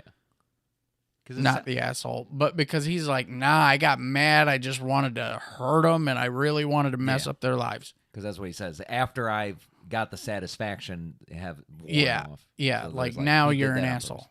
So it's like, I get what you're saying. Like, okay, why did she have to involve the once the parents were like, yeah, we don't want that. And it's like, okay, but you've already been in touch with the siblings a little bit. So I maybe just like, hey, look, you know what? My parents want nothing to do with me, but you do. You know what I mean? So right. It's like, all right, well, we're still cool, you know, and we'll do that stuff.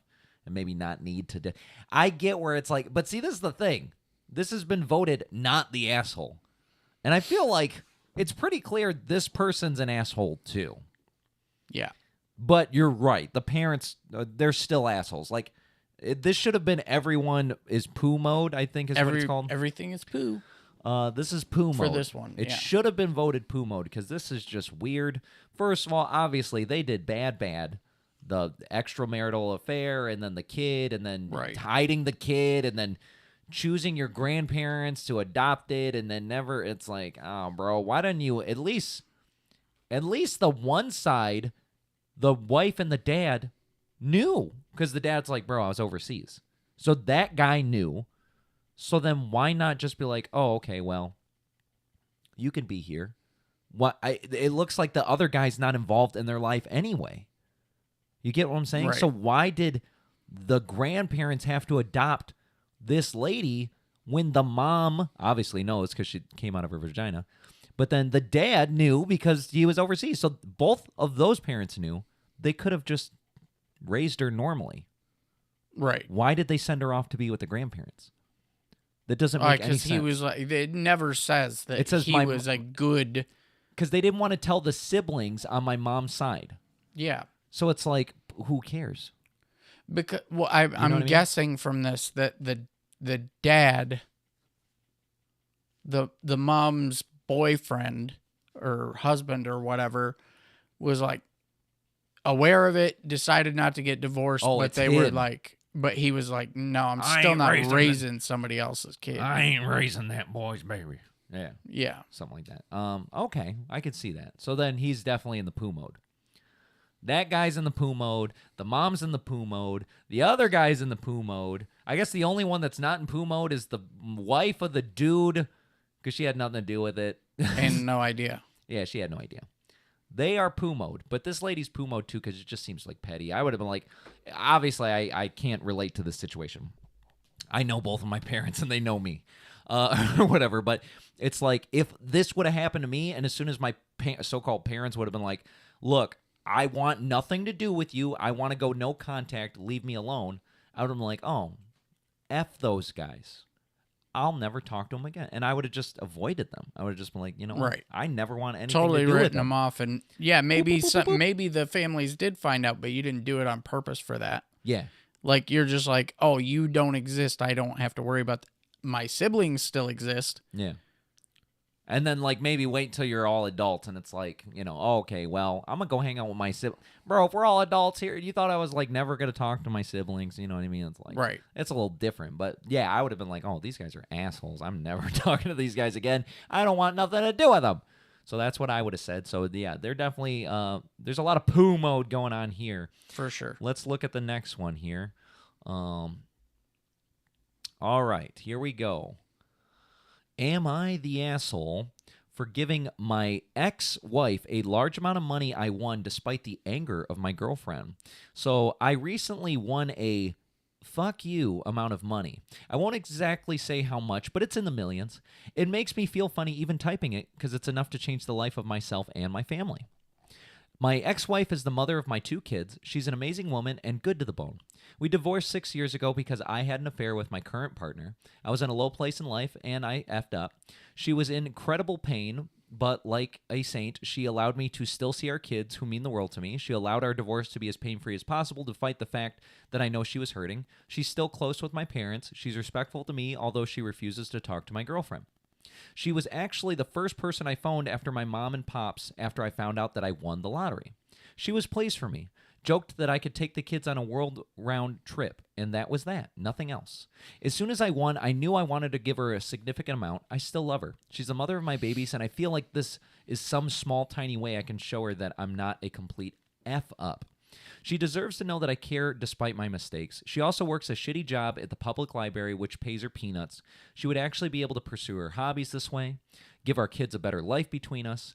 And I haven't discussed this with my ex yet, but I have my parents who strongly agree, and my lawyer, who is very surprised, but he's on board. Long story short, when I told my girlfriend, she was livid, screaming that I'm disrespecting her, accusing me of still being in love with my ex-wife. I'm not in love with her. We've both grown apart, but of course I still love her for being an excellent co-parenting partner and the mother of my kids. My girlfriend is threatening to break up with me, and to be honest, I'm feeling incredibly relieved over the threats. I don't plan on changing my plans, but am I the asshole? Am I the asshole? Because the perspective is he has a girlfriend now. Right. And she's upset. So it's like you want to please your current partner and you want to have their thoughts as well. But in his situation, he has kids with this woman. And obviously they were married and stuff like that. So it's like he's torn between the two. So is he the asshole or not, Jason? If he doesn't listen to his girlfriend, is he the asshole? Or if he listens to the girlfriend, is he an asshole? I think he's in a lose-lose situation. To me, this would be another poo mode. They're all poo. Well, I mean, except for the ex-wife, but that's just because she's not even... Yeah, she didn't buy the lottery ticket. She wasn't like, oh, give me a milli. Yeah. So the reason being is like, yeah, I think that respecting your current girlfriend's wishes is obviously a super large priority. Yeah. And I think people miss the point, though, that being in a situation of a human being with an ex, yeah, you don't just get that person, right? Like, you get all their baggage, you get all the problems and all the great things about them, like this guy had kids with this woman, so you don't get to eliminate her. Yeah. You know what I mean? It's part of the package. And to be honest, like, you, when entering a relationship with somebody else, should want that person to be happy. For sure. So on the one hand, it's like you can say that, and then he's responsible to make her happy, even if she's being unreasonable. Yeah.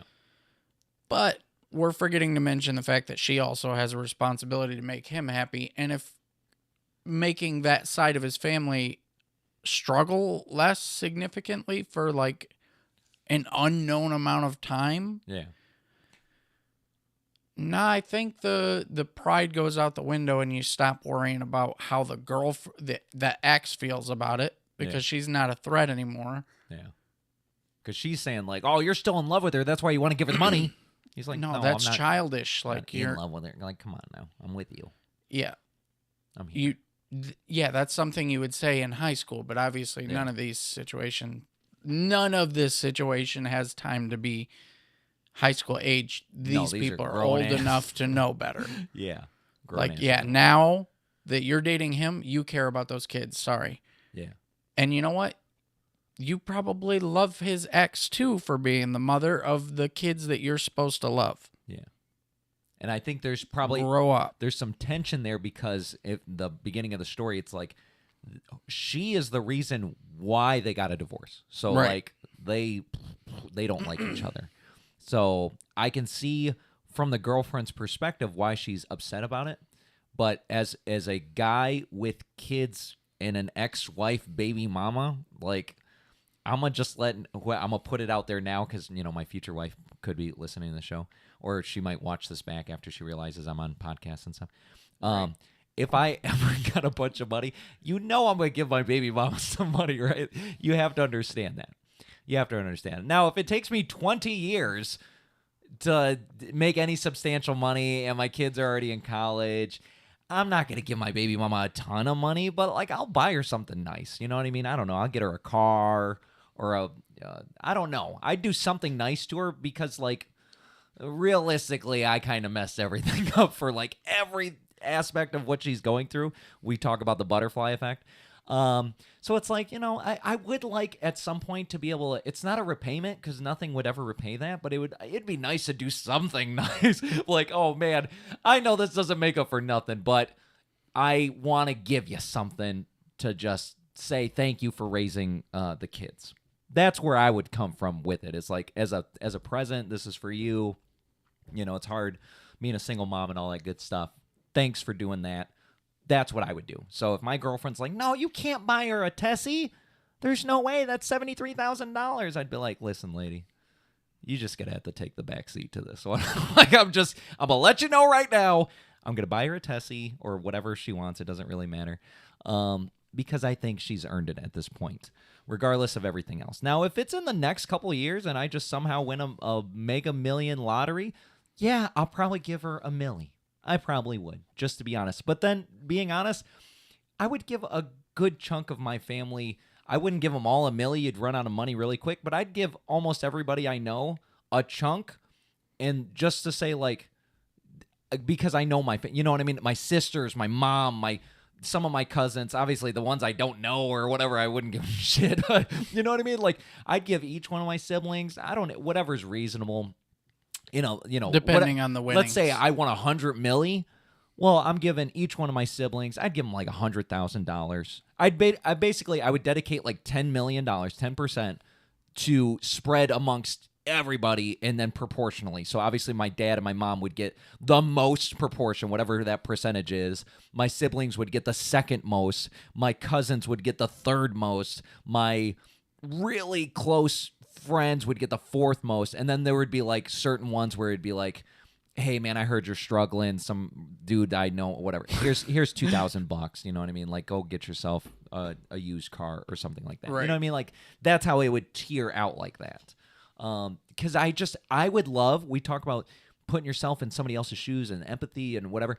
It's like, I would love if one of my siblings won the damn lottery to give me $100,000. I didn't know what $100,000. I'd be like, wow, I'm set for. Well, because I think if you did it smart, if somebody handed you $100,000 and you can't be set up for, like, I'm not saying set for life. I don't have to work. I'm saying like whatever debt you have is paid.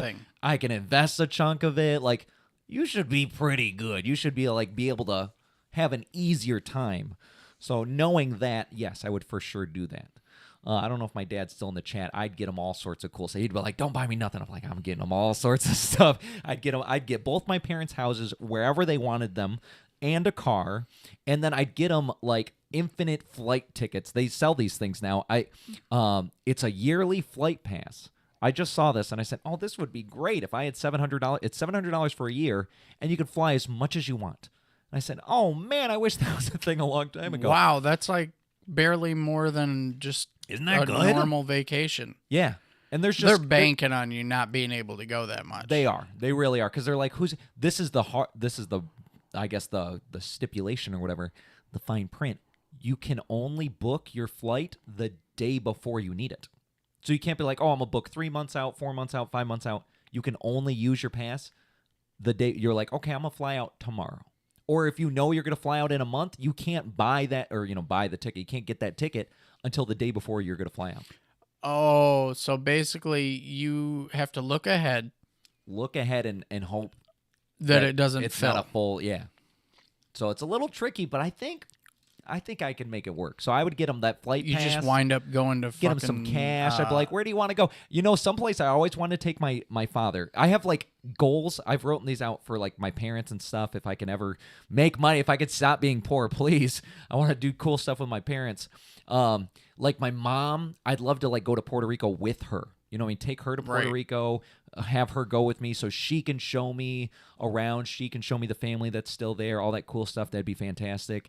And then I'd have her pick something farther because Puerto Rico is still like, it's like near Florida. It's not that crazy. But I would do Puerto Rico for her, and then I'd let her pick somewhere else, and we'll go there as well. And then for my dad, I've always wanted to take him to Egypt so we can go see the pyramids because he's been all about these pyramids, forever.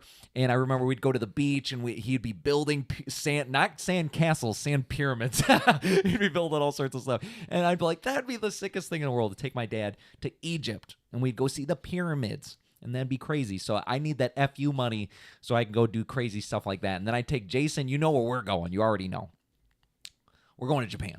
We got to go to Japan. I think that would be the coolest place to go. Sounds cool. Let's go there and just go get I guess you're already taken. I'm getting all the Asian women. I'm getting all, it's like Japanese aren't Asian. I'm getting all the Japanese women. I'm taking them all for me. That'd be fantastic. All right. So wait, I think we decided There's a little bit of Puma. I feel like, honestly, this guy's not an asshole at all. At all. Like, yeah, I get his girlfriend, but it's like, I don't think so. I don't think this guy's in the wrong. You think at that age you no longer I think he should tell his girlfriend to, like, kick rocks. I think he should. You don't get to play that card I'd be like, lady, age. You're kind of the reason why I'm, like, ruined that whole thing, and I don't get to see my kids in the morning every day, and, like, they can only come over every other weekend, and I had to miss out on, like, 50% of their childhood. It's kind of your fault, so why don't you just shut up for a second and let me give this woman some money? You know what I mean? They'd be like, oh, got me. I think that's what she would say. All right, now I'm going to pull up this one. I'm going to read it, and I'm, like, desperate to go to the bathroom, and I know we have a little more show to go, so I'm going to, like, run to the bathroom after I read this while you ramble about this person possibly being an asshole or not, and I think you might have some stuff to talk about this. Here we go. Am I the asshole for telling my girlfriend that being depressed is not an excuse for being lazy? I, 29, have always supported my girlfriend, 23. We've been together for 4 years now and lived together for 1. She's always had anxiety as well as depression, where some months are worse than others. I have supported her through all of this, and I understand it's very hard for her. In January, she lost her job due to the current world circumstances, and by March, she hit a low point with not eating as much, crying, irritability, typical traits of depression. I've comforted her as much as possible and taken care of everything. However, at the beginning of June, I was allowed back to work, and since the house had fallen to shambles, I'm too tired by the time I come home to do anything, even cook. Most nights we order takeout, and on the rare occasion she makes food. The floors aren't being washed. Hoovering isn't being... Who calls it hoovering, first of all? Vacuuming? Right. What are you, a nut job? It's from the 50s. He's from the... Hoovering isn't being done. Laundry is a mountain, and the dishes are everywhere. I tried to keep on top of it, but with work, it's almost impossible. She is home all day. She lies in bed until the afternoon, watches Netflix, eats a bowl of cereal, and then naps. That's about it. I've tried to gently coax her to do more, and she always says she'll get to it, but she never does. I finally snapped and told her I was sick of her doing nothing all day and leaving all the housework to me. That if she was here and I'm working, she needs to be pulling her weight. She got upset, and she said that she wants to, but she can never find the motivation. She's tired all the time. I said I understood that she was depressed, but it is an excuse to do nothing and be lazy. No one likes housework, but I don't take any more excuses about it. I won't take any more. She needs to start doing it or leave. The next day I come home to a clean house and a note from her saying that she was sorry and she's going to stay with her mother. Her mother helped her clean before they left. I tried calling, but she won't pick up. When I rang the house, her mother answered and had a lot to say. She was furious, telling me how she's struggling and I'm making her worse, that I should be supporting her for not ignoring that she's in a bad place, and so on. I was told my girlfriend had been crying all day in her bedroom, and I feel awful. I never wanted to hurt her. I just snapped. I tried to get her mother to give my girlfriend the phone, but she wouldn't speak to me. It feels like a lose-lose situation. On one hand, I know depression results in a lack of motivation and cleanliness. On the other hand, I can't stand to see our home in such chaos. I've never had depression, so I can't say for sure how bad it truly is. That's why I find it more difficult to 100% empathize. Am I the asshole for telling her depression is an excuse? And for some reason, he put extra info in here.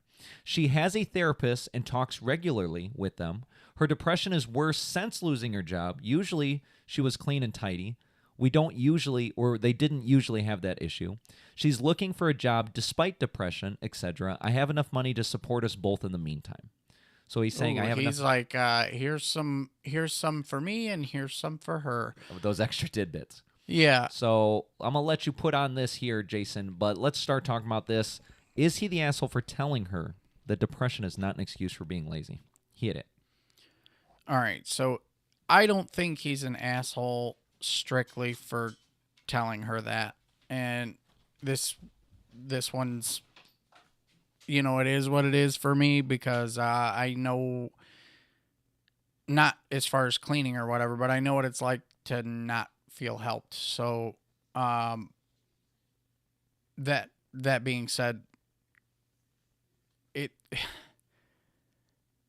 you gotta say something, right?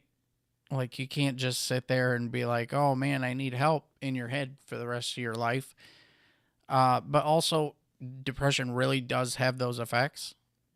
So you genuinely don't want to do that stuff. I guess I would have to know, like, how long it took all this to take place. I guess he kind of put some little timestamps in the story, but, if you're going 3 months and someone hasn't cleaned up or done whatever around the house, so you're fine. You're fine. But when it's been years, like, yeah, okay, maybe it's time to be like, that's not depression. You've just become accustomed to what you're doing. Like, it's time to, it's actually at that point, you're doing them a disservice to be like, continue letting that happen. Because at that point, you should be, maybe you don't say like, oh, okay, guess what? It's time to clean the house. But you can say, let's go out of the house and do something fun, or let's go out of the house and, who knows? Who cares? Do anything. Just get yourself out there and, help get them out of the depression, and then they'll help clean rather than just being like, poop on you. I agree completely. I was here the whole time. Yeah, good job. That was like the longest pee ever, like in a single stream. Like, it wasn't even like pee and then a little more. It was like just the whole time I was gone, whole time I spent peeing. It's crazy. I was like, wild. Is this ever going to stop? But I was peeing on the side, you know what I mean? So it could be really quiet so I could listen into Jason when he was saying. Whizzing. So I was like right there next to you, just like you guys were. He wasn't peeing right next to me, just to be clear. Yeah. I mean, we don't even know if we're in the same room. I'm in a whole different universe. But I agree with what Jason was talking about and the time frames of it. Like, in this, he said it was months. It was a few months. So it wasn't years. They've been together for 4 years, but it was only in the last, I guess he's saying like 4 or 5 months since January to June that she's let everything go to shit because she lost her job and then she don't do nothing. Now, this is where I would come from. It's like, and I did have a moment like this. Yes, I was believe it or not, I was somewhat of an asshole myself back in the day. And I had a moment like this that I regret deeply. Kind of similar, but it wasn't like this. There's a bigger backstory to it. So now looking back at it and then reading this man's situation, you have to handle the situation, but you have to handle it correctly. You have to, like you said, you got to address it. But it's like, I think if you come with more of a baby steps, you know what I mean? Not like, hey, all right, well, when I get home, I want it clean and I want the food on the table and blah, blah. Well, the problem with she's going 0 to 100, you know what I mean? Well, I mean, like, he's saying, like, normal baby steps would be like, okay, well, today, we will just do the dishes. Yeah. And then we'll go do something fun or whatever.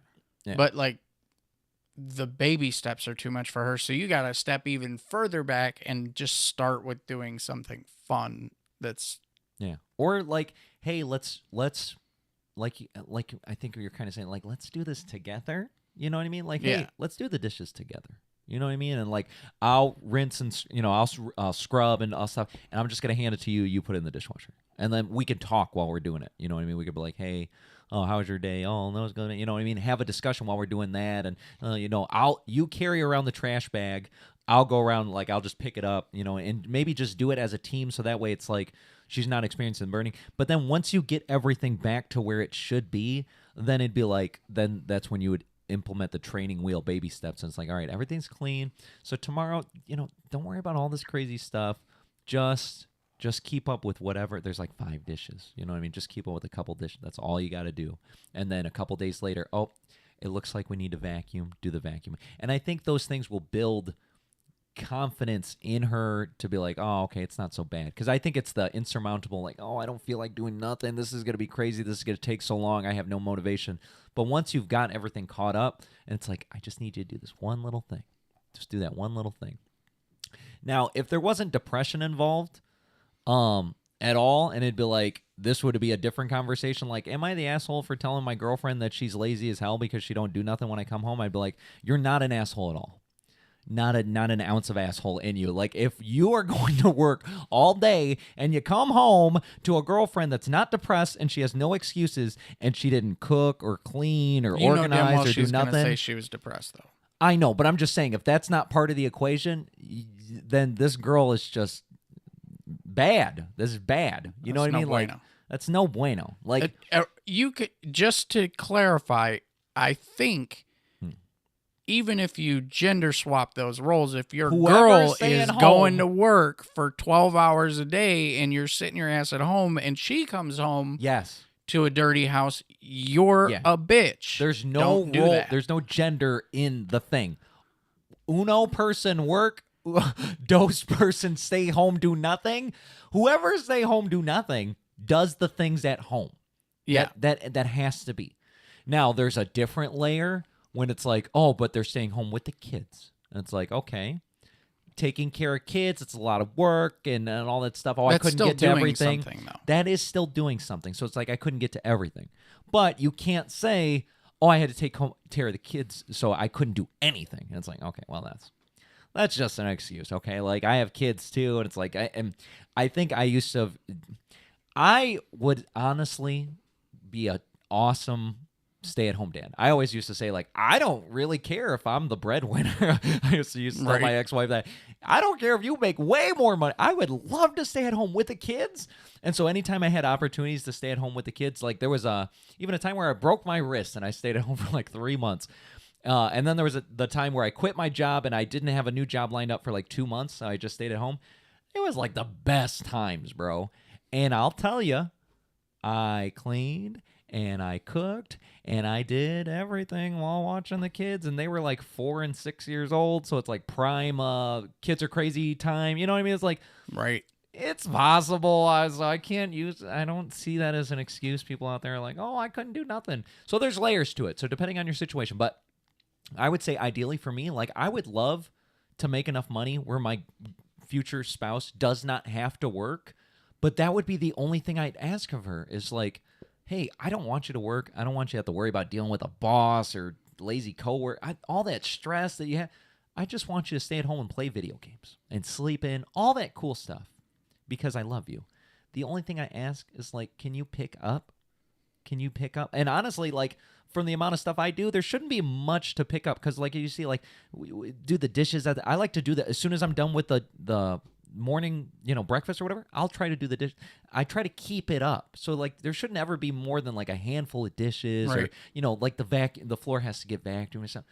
This ain't too much. That's like the first thing I do when I get off work is like washing up whatever dishes I use for more than likely the day before, to be honest with you. I don't do them Sometimes again. I do that at night. I'll be like, oh, man, I'll get these in the morning. Because I already know I have to usually wash out the coffee pot. So it's like I already got the water on. What's a little soap? And you know what I mean? So it's no big deal. But that's what I would have that expectation of my stay-at-home wife with no kids. I'd be like, can you clean? And yes, I would like it if she cooked a meal when I came home. That would be freaking sick, bro. That'd be sick. I used to like that. You know what I mean? Like, oh, that's cool. I don't got to do nothing. But this is the thing. I like to cook. So, like, half the time, I would even say, like, hey, don't cook nothing. I want to make that thing when I get home or whatever. So, like, half the time, you don't even got to do that either. It should be a very easy job, whoever's the future potential for that. So, thank you for that. So, what was your final conclusion? Who's the asshole? I don't... well, he said... Am I the asshole? That's the question. Is he the asshole? I'm saying he's not an asshole, but I'm not calling her an asshole either. Oh, let's see what is voted because there's green here. Oh, interesting. I've never seen one of these. Oop. No, the intricate. It says no assholes here. Huh. Yeah. I've never seen that. It's usually one person's an asshole, not the asshole, or everybody's poo mode. I've never seen a no assholes here. Interesting. I guess it's correct. You know what I mean? It's like, okay, the girlfriend has depression. She can't help that. It's probably a chemical imbalance. Plus, then she lost her job, so it was like exacerbated the... She needs help out of that hole. Yeah. And then, obviously he was like, man, I'm doing all this work, and you just can't do the one thing. So he kind of snapped. I get it. I get it. So yeah, no assholes here. Wow, interesting. I didn't Just even know that was an option. Just a grade A bad situation. Miscommunication. All right. We've made it to the after party. Let's load it up. It's the after party. Whoa. Yeah. We made it to the after party. All right, so the after party is the section where I just put whatever the hell I want, and it's usually videos that I come across, and I'm realizing there's one more video. I was trying to get to it. I'll get to it, obviously, before we get done with the day, because my dad sent me a video, too, and he's like, oh, you got... And I didn't watch it because I wanted to make sure I watched it on the cast here.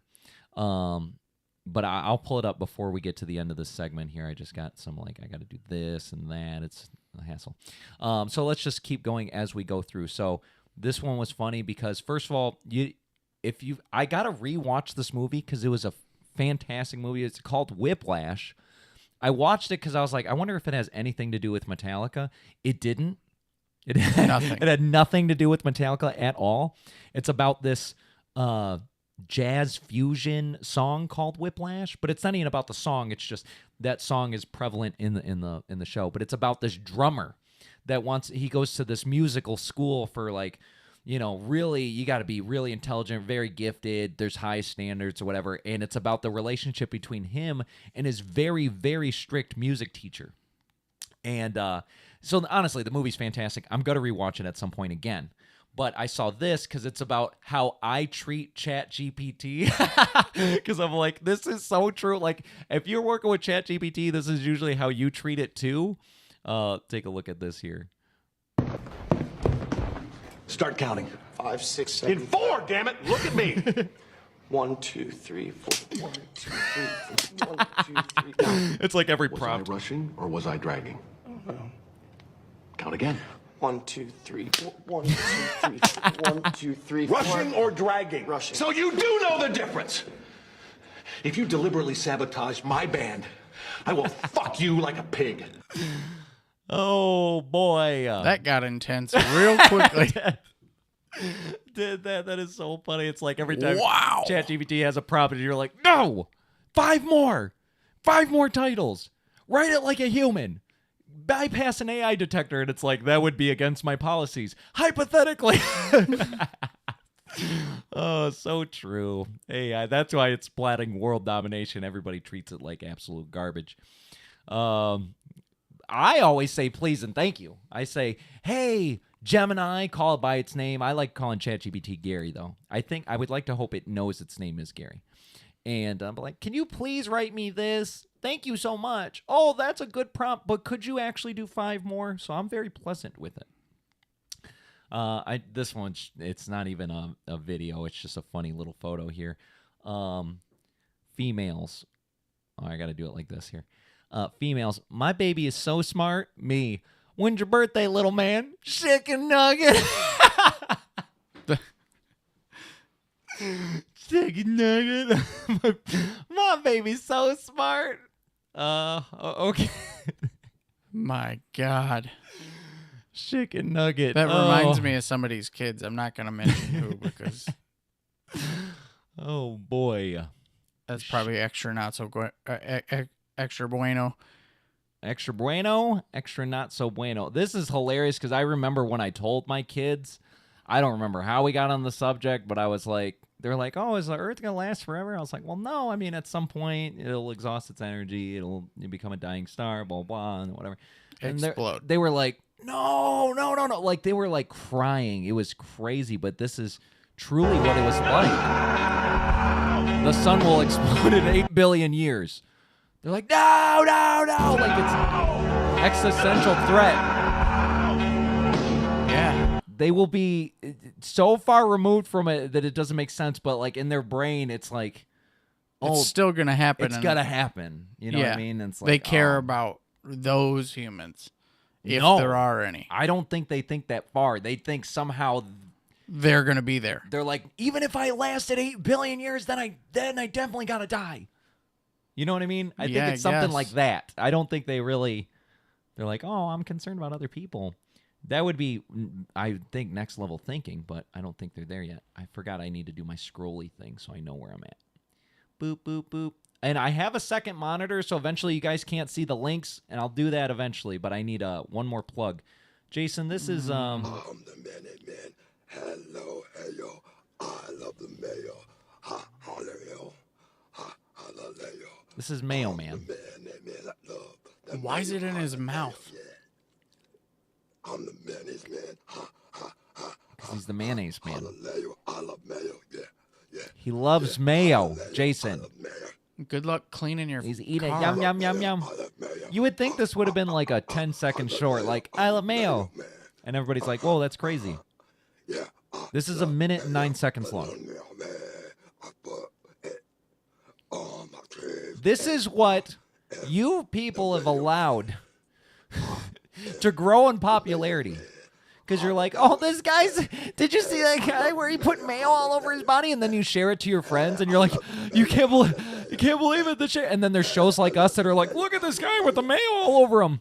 And then the next thing you know, this video has, 4 million views. Do you think that's one jar? There's no way.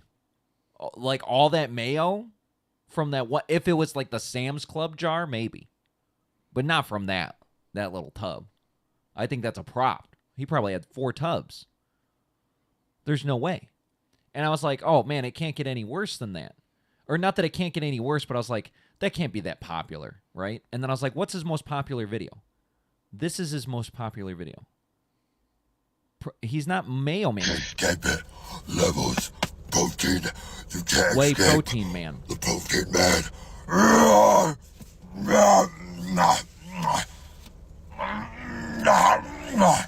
You can't escape. The protein man. You can't escape. You cannot the escape. Protein man. That one's much shorter. That's how short the Mayo should have been. This one got it was like 10 million views. It doesn't show you the views here, but it shows you like when you go to their page. And I'm like, people, the only reason why I showed you guys this... I don't feel good about seeing that. I'm not trying to contribute to this, but I'm showing you guys so you could be like, I tell my kids all the time. They're seeing a video and I'm like, that's rot. That's scroll. Keep scroll. That's rot. It's garbage content. Like, we cannot give these people our views and their ad revenue, and you can't subscribe. You're like, oh, it's creating more of these people that how much money you think bring he no made value. For putting mayo all over himself? Well, 10 million views. Let's just do and TikTok's not the same. They pay differently, but I'm sure he has a YouTube account. He posted that short, and I'm sure the short one is viral. But let's just go with 10 million divided by 1,000 because they pay per 1,000. That's 10,000. And at minimum, he's making $2. He's probably averaging $5 per 1,000. So $50,000 for being Protein Man, being Mayo Man. You guys just paid him $50,000 because you're like, oh, man, you got to see Mayo Man. I got to show it to my friends. And he's like, oh, Mayo Man. And he thinks like, oh, and every time we do this. For the cost of. He does the new, another video. 10. Some industrial size mayo jar and a smaller jar to make fun of it. Stupid. Now, this is the thing. My computer's like, I don't want to see any more of this guy. I'm trying to go to his page.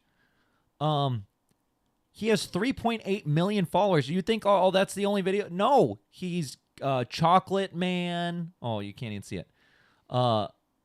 He's Chocolate Man. He's Slurpee Man. He's Wendy's Man. He's I guess more Chocolate Man. He has a couple mayo videos. He got whatever the hell this is. Nutella is the way, and you. It's nuts. Hundreds of thousands of views, millions of views, millions of views, millions of views. Like, people, what are you watching? What are you watching? Like, I'm assuming the comments, I'm hoping, are like, please stop doing this. Please stop. I'm calling Batman, bro. He does look like the Sandman or whatever that guy is. Me in fine shit septic tank? I guess so. There we go. Stop. That's the first stop. I had to get 5 down. I'm calling Spider-Man. The Clayface movie trailer. This might be the thing. The bills are not that high. I'm sorry. We just got to stop giving people like this airtime. We should see that and go like, I don't know, even report them. Report them. I don't know what the classification is, but like, it's just garbage, dude. It's just garbage. We don't need any more of that. It's trash. Okay. You feel like that's not quite as talented as he thinks that it is. Yeah. I don't know. Oof. Now, I've seen I don't that know why before. Instagram, it's like these really small things, but like watch this guy get taken down. For some reason, Grandma has an avatar. She had to put herself in there because otherwise, how would we know that we're on Grandma's page watching this video? Go ahead and load it again here. Thank you so much, Instagram AI. Oh man, they have a really, really bad layout for their videos. I was wondering, because we haven't done Instagram yet, and I don't think we'll ever do Instagram again. Thank you, Instagram, for being Thank you, Instagram. absolute trash. Look at this. Why does it start so small? He has this epic takedown, and I can't even rewind it. Instagram, that is terrible, bro. I'm gonna give you one more chance because I have a few reels here. Instagram, don't do this to me. I'm trying to get you views. Coming? Yeah, it's coming. My parents are going to get the stuffed crust. You gotta call the police. Why is he doing that? His parents forgot to get him the stuffed crust, Jason. Yeah, man. You know how tough that is when your I've parents seen you do that. My kids, when I say no to candy, I remember when my kids were like 2, take them to Best Buy and like, oh, I want this toy. And I'm like, no, dude, I'm not getting that. Like, I remember Emmett going, no! I was like, dude, you better cut that out. People are going to think you're retarded. They were like, nah. I'm like, no, that's too much.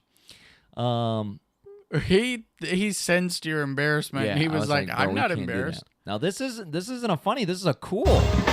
This band tricked out their van so that they can play on it and in it. So they can just pull up next to a venue, next to a parking lot, and start jamming. That's pretty clever, actually. Isn't that sweet? What a great idea.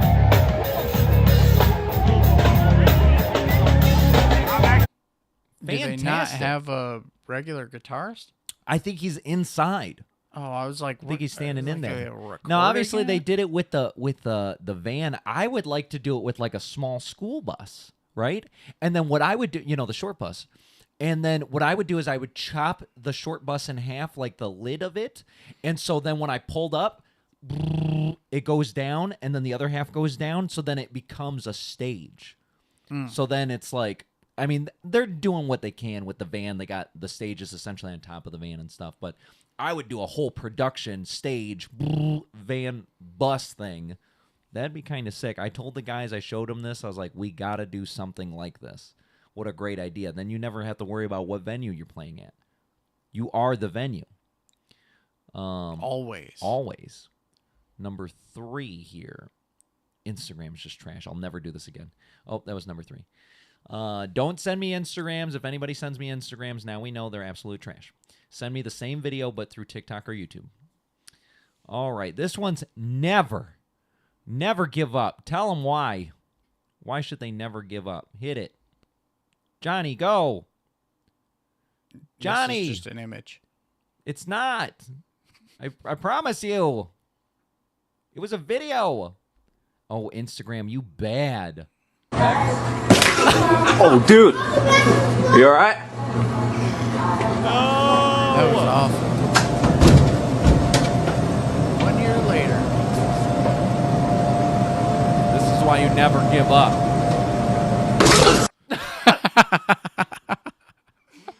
No. The first one was really bad. He did improve slightly on the second one.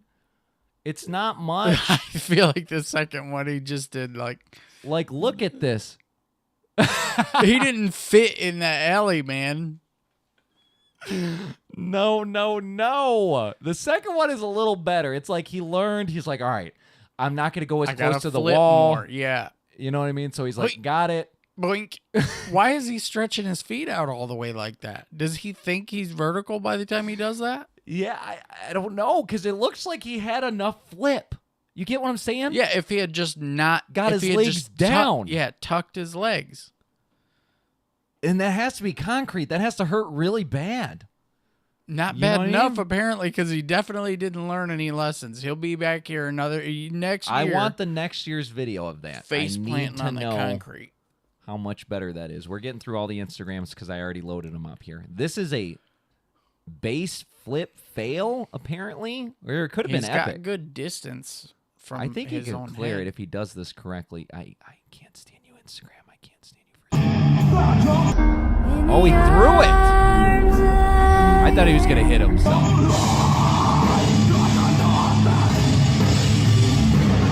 He's like, where's my base? Where's the base? Now, I know the reason why that happened. You can only do that if you have these things called strap locks, okay? Strap locks have one purpose, so your guitar does not fly off. And, you know, because normally you have a strap, it could just come off at any moment. It's just like a buckle on a thing. It's nothing. Normally, people don't flip their guitars. But if you're going to be flipping your guitar, just know you need strap locks. He didn't get that lesson. I have footage somewhere. I got to find it. I wish I would have known, like, right afterwards. I should have clipped it, and I wish I would have been recording in, like, 4K at the time. But Dylan actually did an epic guitar flip one day. It was random. It's not even like you can practice that in the basement. You know what I mean? There's not enough clearance to do it in the basement, so I never seen him do it. I didn't even see him do it live when we were on stage.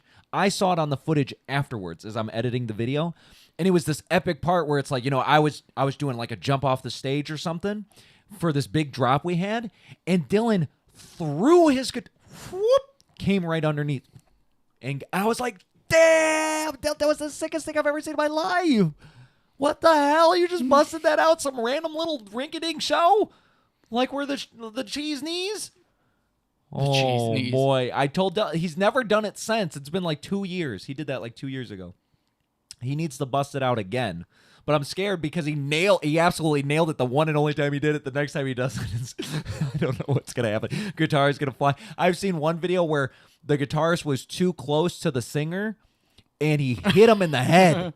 He knocked him so hard in the head he started bleeding and stuff. Like, it was bad. He was like, oh. You have to sling your guitar with a pretty significant amount of force. It's like flipping the egg. You got to flip it with complete confidence and force. You can't just half-ass it. You can't just go, oh, willy-nilly. You need to whoop, because you're going to grab it on the rebound. Yeah, flip that boy all the way. So, and plus, guitars aren't that light. No, they got some weight to them, so you got to make sure. This is so funny. This is that thing, but it's with the drum. When you're a drummer, but you're not a real drummer. Ooh. Double time swing. I'm not sure. I don't know what that is. No, double time. Double time. Double it. I don't know. I told you that. Faster.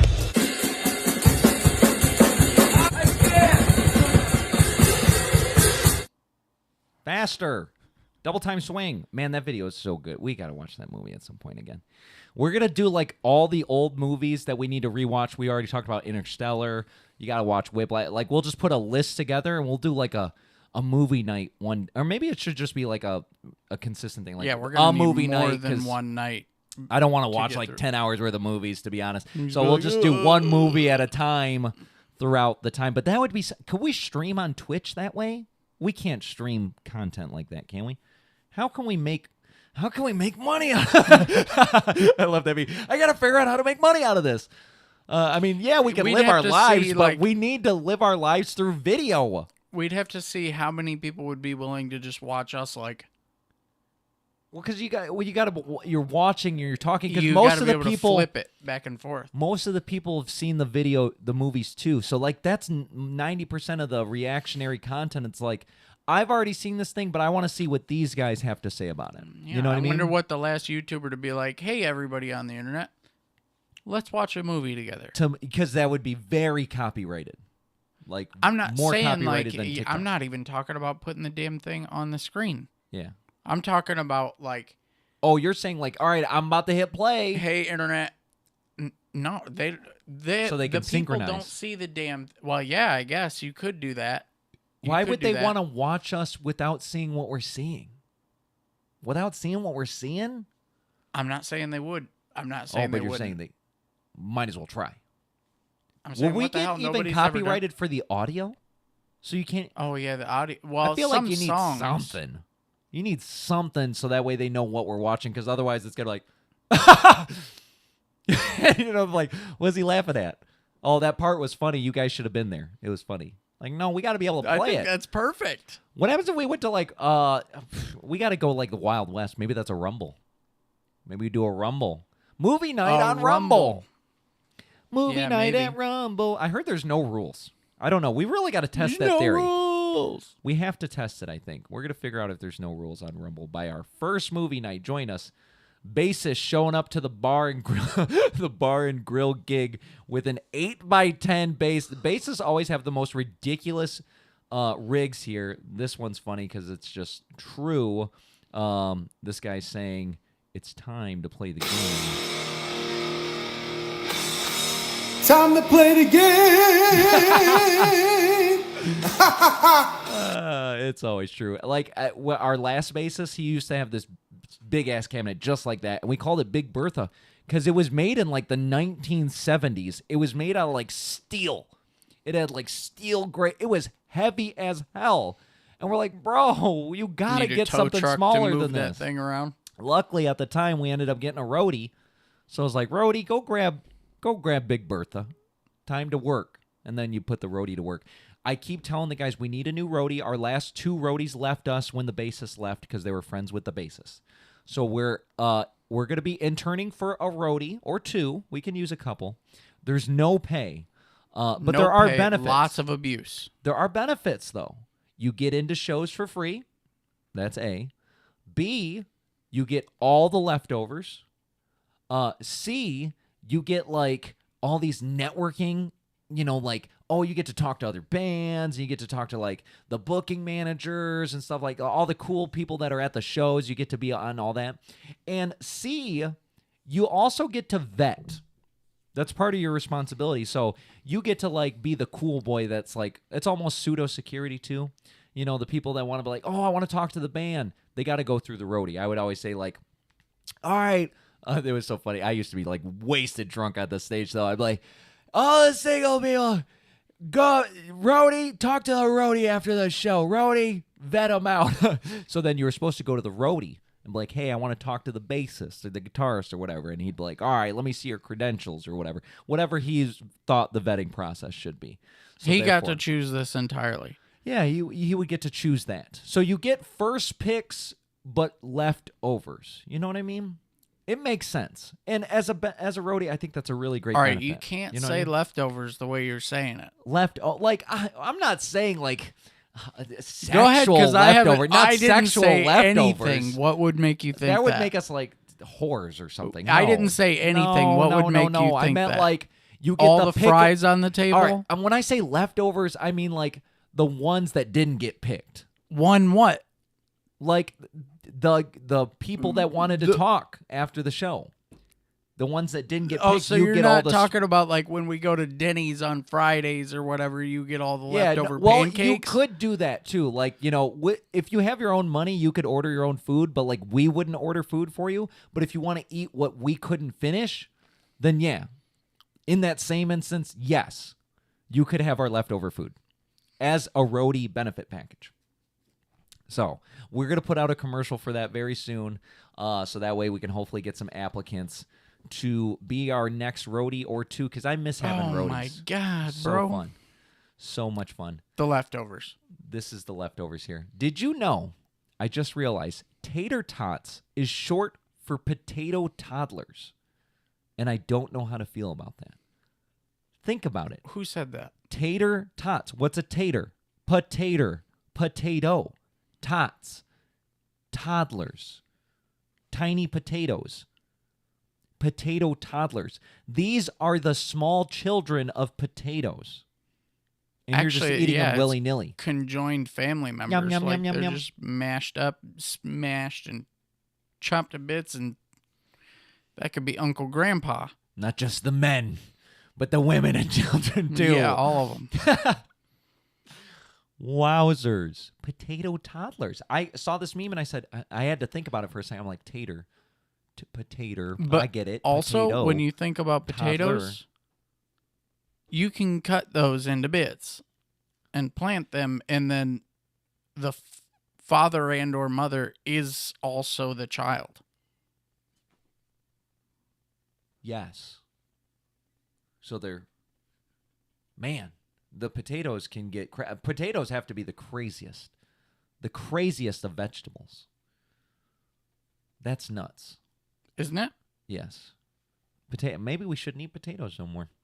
Maybe that's all we should eat. It can reproduce itself. Like you take one potato, potatoes potato. They're the women, they're the fathers, the kids, they're yeah, toddlers. But I mean, like if you were like, oh crap, I got to figure out something. That's true. Eat half the potato and chop the other half into the food for the rest of your life. Infinite food glitch. Yeah, no shit. Jason just discovered the infinite food glitch. Eat half a potato and plant the other half. Yeah. Infinite. Because would one potato, it wouldn't just grow one potato.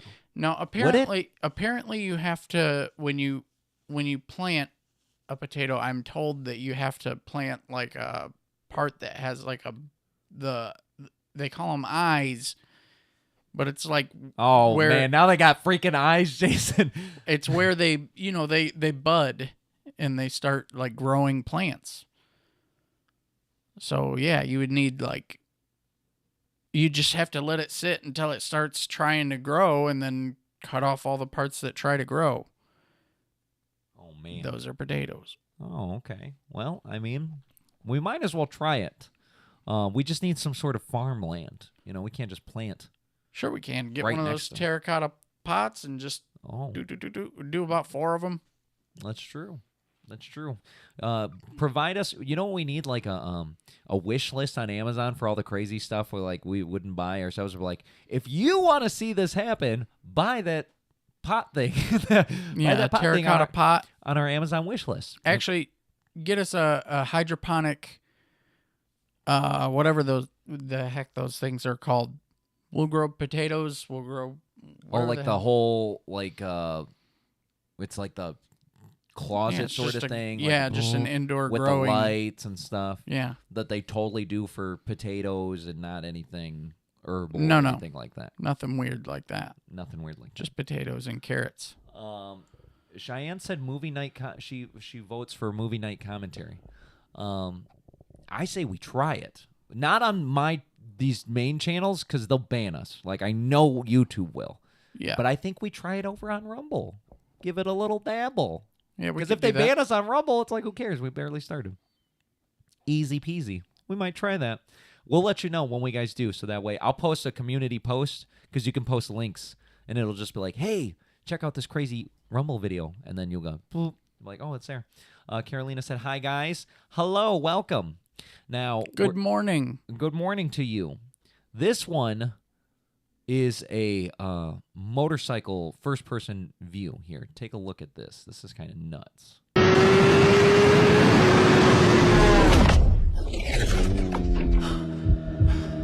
Did you thought you were going to die? Why is that moose there?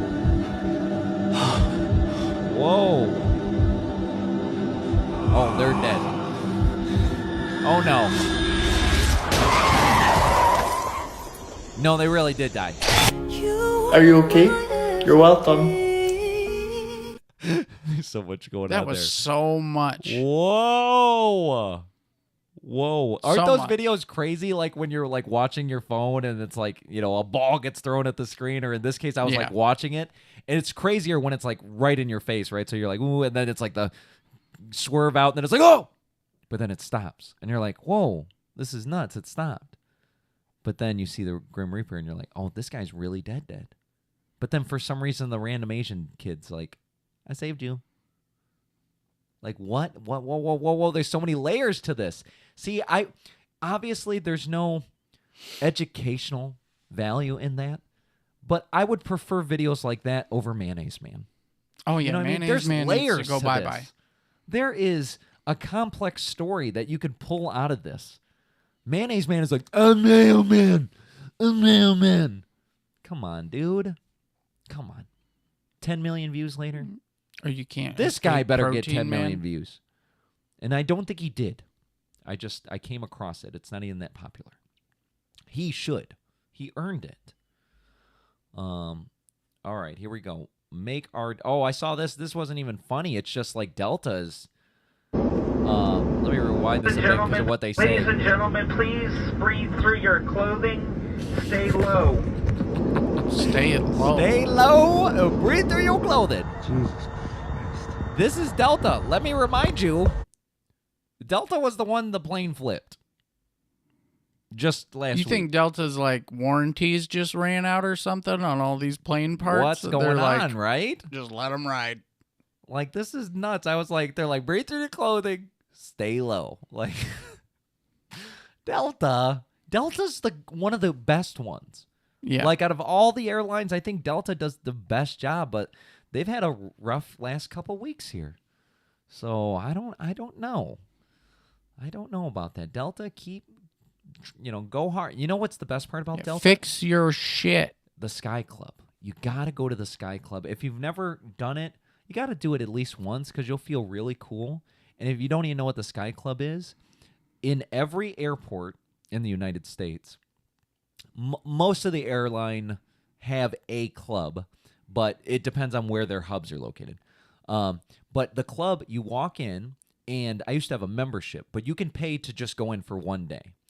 And when you go in there, it's like all-you-can-eat buffet, all-you-can-eat, or all-you-can-drink regular drinks, all-you-can-drink alcohol, cocktails, beers. There's couches everywhere, chairs everywhere, TVs everywhere, plugs. I mean, everything you need. There's showers. It's a club, and it's crazy. Like you don't pay for anything when you're in there. Like everything you see is free. Everything the shadows touch. I was like, oh man, this is nuts. I'd be getting on the airport, 4 hours early, hitting the Sky Club. I'd go for multiple rounds. I'd start with like meatballs and a salad, mac and cheese, all sorts of stuff. Go grab me a tequila sunrise. So they not only had a buffet, but it was good? Yes. It was fantastic. It was like high-end stuff. Then you go up to the bartender, hey, let me get a tequila sunrise. And they would put like, they're not putting like, I'm trying to think of some cheap-ass tequila. I wouldn't even know because I don't even drink really anymore. But even when I did drink, I'm like, I wouldn't drink really, really cheap stuff. To me, the cheap stuff would be like 1800s. Like somebody would be like, oh, that's not cheap. But it's like cheaper than Don Julio. Cheaper than, what is the Patron? That is but a massive amount of 1800 is pretty good. But no, I don't drink no well tequila. Like I guess these days, even though I don't drink like that, if I did drink, I would just drink something cheap because I'm like, I know I'm not gonna drink that much. This one is just a feat of engineering marvel. If anything, I really don't know how this guy's pulling this off, but I guess he should be able to teach more people to replicate his ways here. But Jason, look at this guy. Okay.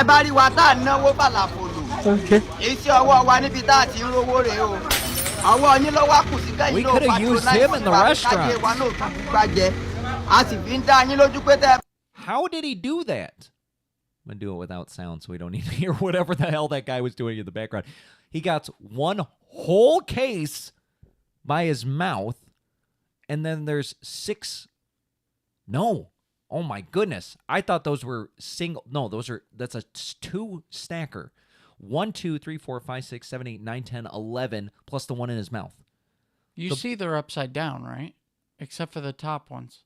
Wait, what is happening here? He's carrying 12 cases of soda. I think the back is that's crazy, but that one in the mouth, that's a strong jaw. And teeth. A strong jaw. You know what's even crazier? All those people just standing around looking at him doing it. Like, I know, each one could have grabbed one. Like one crate and just like, hey, let's put into work together, brother. Yeah. And he's like, oh no, let me get all these. And then he got like, he's like, look how cool 12. I am. That's nuts, dude. I wonder if he took home all their pay that day. Maybe he lost a bet or something. You know what I mean? It's like maybe they were like, oh, we're going to do this together. And then he's like, oh no, I bet you that I couldn't. I don't know what he would have lost the bet on. Doing a backflip, and then he face planted, and they're like, oh, now you got to carry all the soda. You lose. Maybe. Walmart's Oh, no. We're back at Walmart here. Oh, no. This guy, People he's act like coming the to a wild- Walmart near you. People act like Walmarts are wild or something. Well, this guy will make your Walmart wild. Commit suicide. Do not commit suicide. Even if you get bullied, do not commit suicide. Even if you're going through hard times, do not commit suicide. What do you do when you see this guy pulling pulling this? Right now, do not commit suicide. You are somebody. Do not commit suicide. That's true. Bro, I don't know what to say about that. First of all, you see this guy roll it up. I'm not gonna play the audio. It's like he has the milk. He has the milk. He has the cereal. He's like ready to go. And you're wondering, what's this guy doing with the milk and cereal? Because he's like kind of running up and he takes off the cap, right? And you're probably looking at him like, what is he gonna eat cereal? And then he just starts pouring it all over himself. Is he in his socks? Does he not have shoes on? Yeah, those are socks. Yeah. But if you look at his page, technically you can throw him out for that. If you look at his page, he does this everywhere. Moving forward, you gotta get up, get up. You better get up. Ain't nobody tell you you're never supposed to stop. You don't never supposed to stop. You don't never supposed to stop.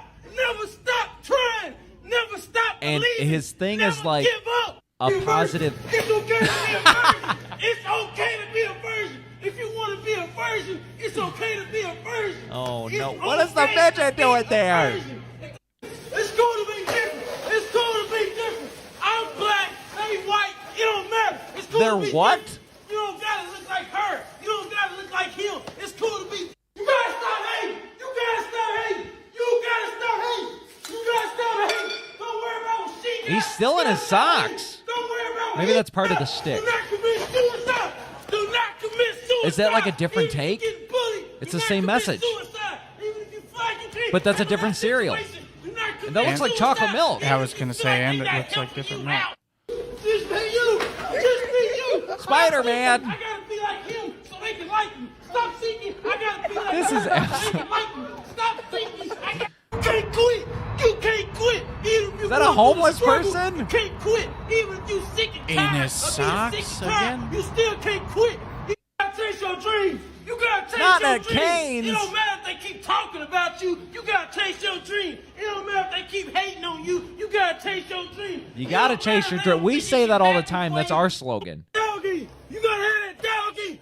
Keep going. You better keep going. It's just don't do that in the chemical section. That's a bad idea. Look, McDonald's like, It go. don't matter if things ain't working out for you right now. Stay strong. Don't ever give up on you. Don't ever give up on you. Don't ever give up. On you. Even if you I say that too, but I don't ever pour give up on you. cereal and milk all over myself.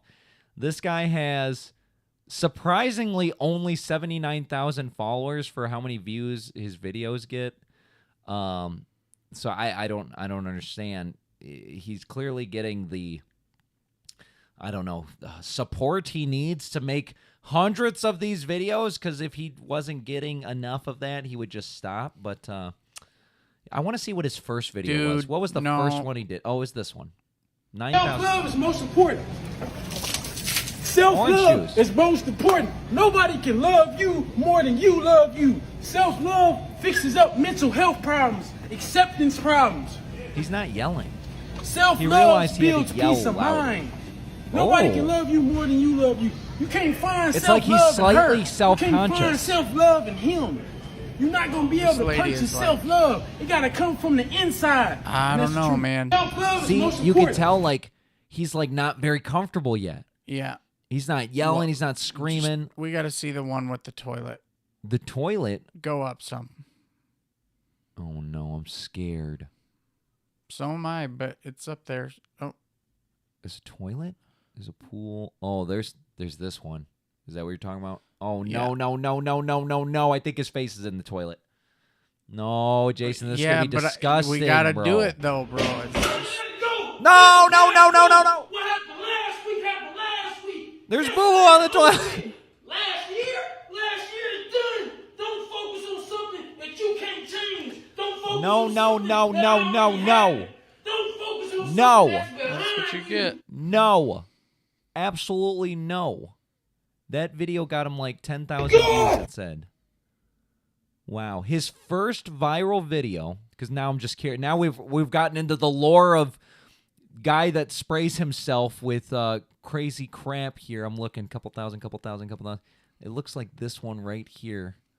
Right here. I just saw a milli. Oh, it took him a little while. Here we go. This was his first viral video. 1.3 million. You can do it. You gotta believe you can do it. You gotta believe you can do it. You gotta believe. So it was a Walmart with chocolate milk and Cocoa Puffs. It don't matter if they don't. And he didn't even fall this time. And look, he still has, he has shoes on. He didn't switch to the socks yet. Different shoes. Do you see how confident he is now, though? 50 videos in, he's not like, hey, and you need to do it. He's screaming, top of his lungs, making the biggest mess. Now he has the confidence to pull it off. Now he can make mega messes. Yes, interesting. So that's the lore of. I think it's the truth. Yes, see the truth. I'm shocked that his follower count is so low. Did he just break a TV? I wonder if it's like much higher on Instagram, but they don't allow external links on YouTube or on TikTok. So I'm just curious about that. But there's that guy. So he's coming soon to a Walmart near you. Oh, this wasn't. I was supposed to put this in Insano World because the damn egg prices keep going up, and this is ridiculous. And I don't remember if this was new content or not. I'm just going to play it just because I'm so sick egg prices soar. of the damn egg USDA prices. data shows the average price for a dozen eggs rose to $4.95 I don't even remember. last month. It's That's been so long double since they've been what it was a $2.52 year ago. cents a dozen. I don't think we're going to get relief anytime soon. Oh, they were saying why we won't get bird relief flu. soon. It's not something you can eradicate overnight. We know that millions of these hens, these egg-laying hens, had to be euthanized. They say euthanized, but slaughtered. They killed these hens. Have new flocks. It takes at least 6 months. There's 6 a lag time. months. At the same time, demand She is not called coming it down. lag We have Easter time. around the corner, a big holiday where eggs are sort of center stage. Oh, this is what I So wanted to highlight the here. USDA expects egg.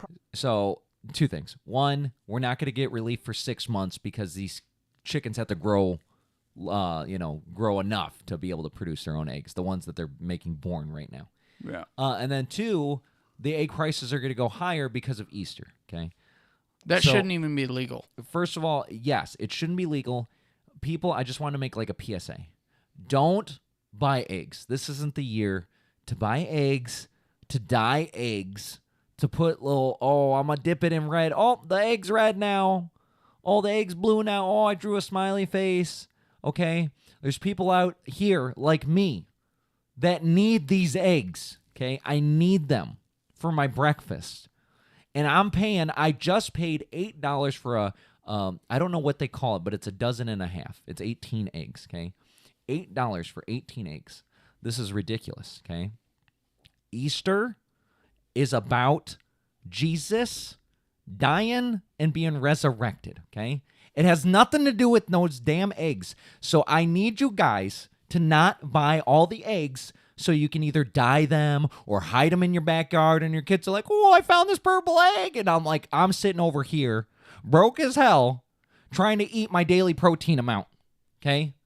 So that's my PSA. Don't buy eggs for Easter. I had customers today say they were doing potatoes. Do potato? There you go.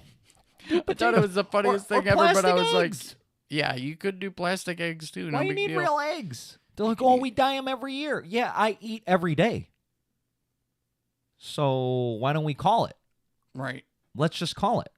If I see any of you out there buying eggs for Easter to just dye them willy-nilly, you're to be destroyed. Yes. To the what do they call it? To the furnace. They're like, whoa, that's really intense. Oh man, this video got banned already. I hate when it gets banned because I can never remember which one it was. I'm like, oh, it was probably pretty good if it got banned already within a couple days. This is the last one. Here we go. We finally made it through. Oh, it was a good one. It was an inspirational one because I put these 2 inspirational ones at the end. So let's take a listen to this inspirational message to be our last video in the after party. Don't beat yourself up over past mistakes. You are going to fuck up again in the future, quite possibly in a most spectacular fashion. Why worry about yesterday's fuck-ups when you have tomorrow's fuck-ups to look forward to? You are a fuck-up, And fucking up is part of your growth process. Embrace the process. Embrace it. Why are you worried about? Why are you worried about? You're going to make more mistakes tomorrow. I mean, he's talking about fucking up, but it's true. You're like, oh man, I mean, these even past if mistakes. you say it that way, it's still true. It's true. You're like, some people are like, oh man, it sucks. Yesterday, man, I can't believe I did that yesterday or whatever. And it's like, bro, you're in today. Oh, well, I made these mistakes today. Don't even worry about them. You got more coming. You got more coming. You Guess what? On them. It ain't the last one. Yeah. Dang, that's profound wisdom right there. And what's funny is I seen a couple of these videos, and this is like a new meme going around where it's like they use the inspirational I love sound the music. with the music, and then they do the layout with the words, and it sounds like real. And obviously, this is a true inspirational music, but I see a lot of rot that's to this, where it's just some random guy that's like, I tried going poo the other day, and then I went to go wipe, and all I got was liquid diarrhea or something, you know, and it's like the dumbest thing, but it's in this inspirational tone. But you don't get it till like halfway in because it sounds so legit. So it makes anything sound legit. But then when I saw that, because this was one of the last pieces that I saw all this rot before I saw that, I almost skipped away. But then I was like, oh no, that's a good message. Don't worry about today's fuck-ups or yesterday's fuck-ups. You got tomorrow's fuck-ups. You're a fuck-up. You're going to fuck up more. It's just part of your learning process. Look at that. Embrace it. Embrace that you are an absolute fuck-up. Because I am too. We're all dirt. We're all trash. And that'll be how we leave. This inspirational message will be the way we tie together the show. So we're out of time for today. Didn't go too late, 3 hours later, but it's manageable. I believe it's below 1 o'clock. Is it? Oh, it's 1:20. Never mind. Well, anyway, I'll still get 5 hours of sleep. Thank you for joining me tonight. Jason, thank you for joining me as well. It's always a pleasure. For everyone in the chat, Cheyenne, Carolina, my dad, Krista, anybody else that showed up. The lurkers. I really appreciate the lurkers, too. The lurkers, man. What we are usually you get doing? like There's 15 lurkers, and I'm like, I appreciate that's what I'm saying. I had that thrown in my face. The lurkers? No, that it was like, oh, it's just us. I'm like, no, it's not. No. Like just? Yeah. Oh, but they're not just. Yeah. Yeah. They're part. You're part of this too. You know, and as we grow, I know it's a very small number of people that are like the family. Yeah, a very small number of people are going to be the people that actually contribute to the conversation, like Cheyenne and Carolina do and stuff, and my father. But it doesn't mean that you're not part of this community just because you're sitting there lurking like a lurker. Okay. I really wish you'd say stuff though, because you make me look stupid. You know, all the other channels, they have a section where it's like, you know, all right, before we continue on, make sure you leave a like on the post and you comment, and make sure you're just commenting all over, because they know comments are like the #1 thing for the YouTube algorithm. Yeah. And so it's like, I appreciate if you did contribute, but just because you don't doesn't mean I don't appreciate you. But I would appreciate you more, like Cheyenne and Carolina and my dad and Krista, because they contribute. So if you want more appreciation, I'm willing to give it to you, but you got to earn it. And with that, we're out of here. Thank you for your time. Good day.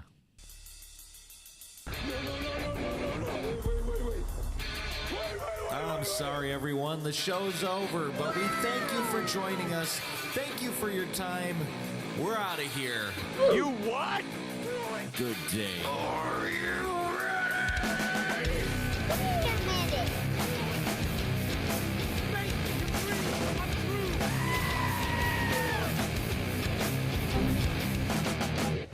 That was legitness. Yeah, it was, huh?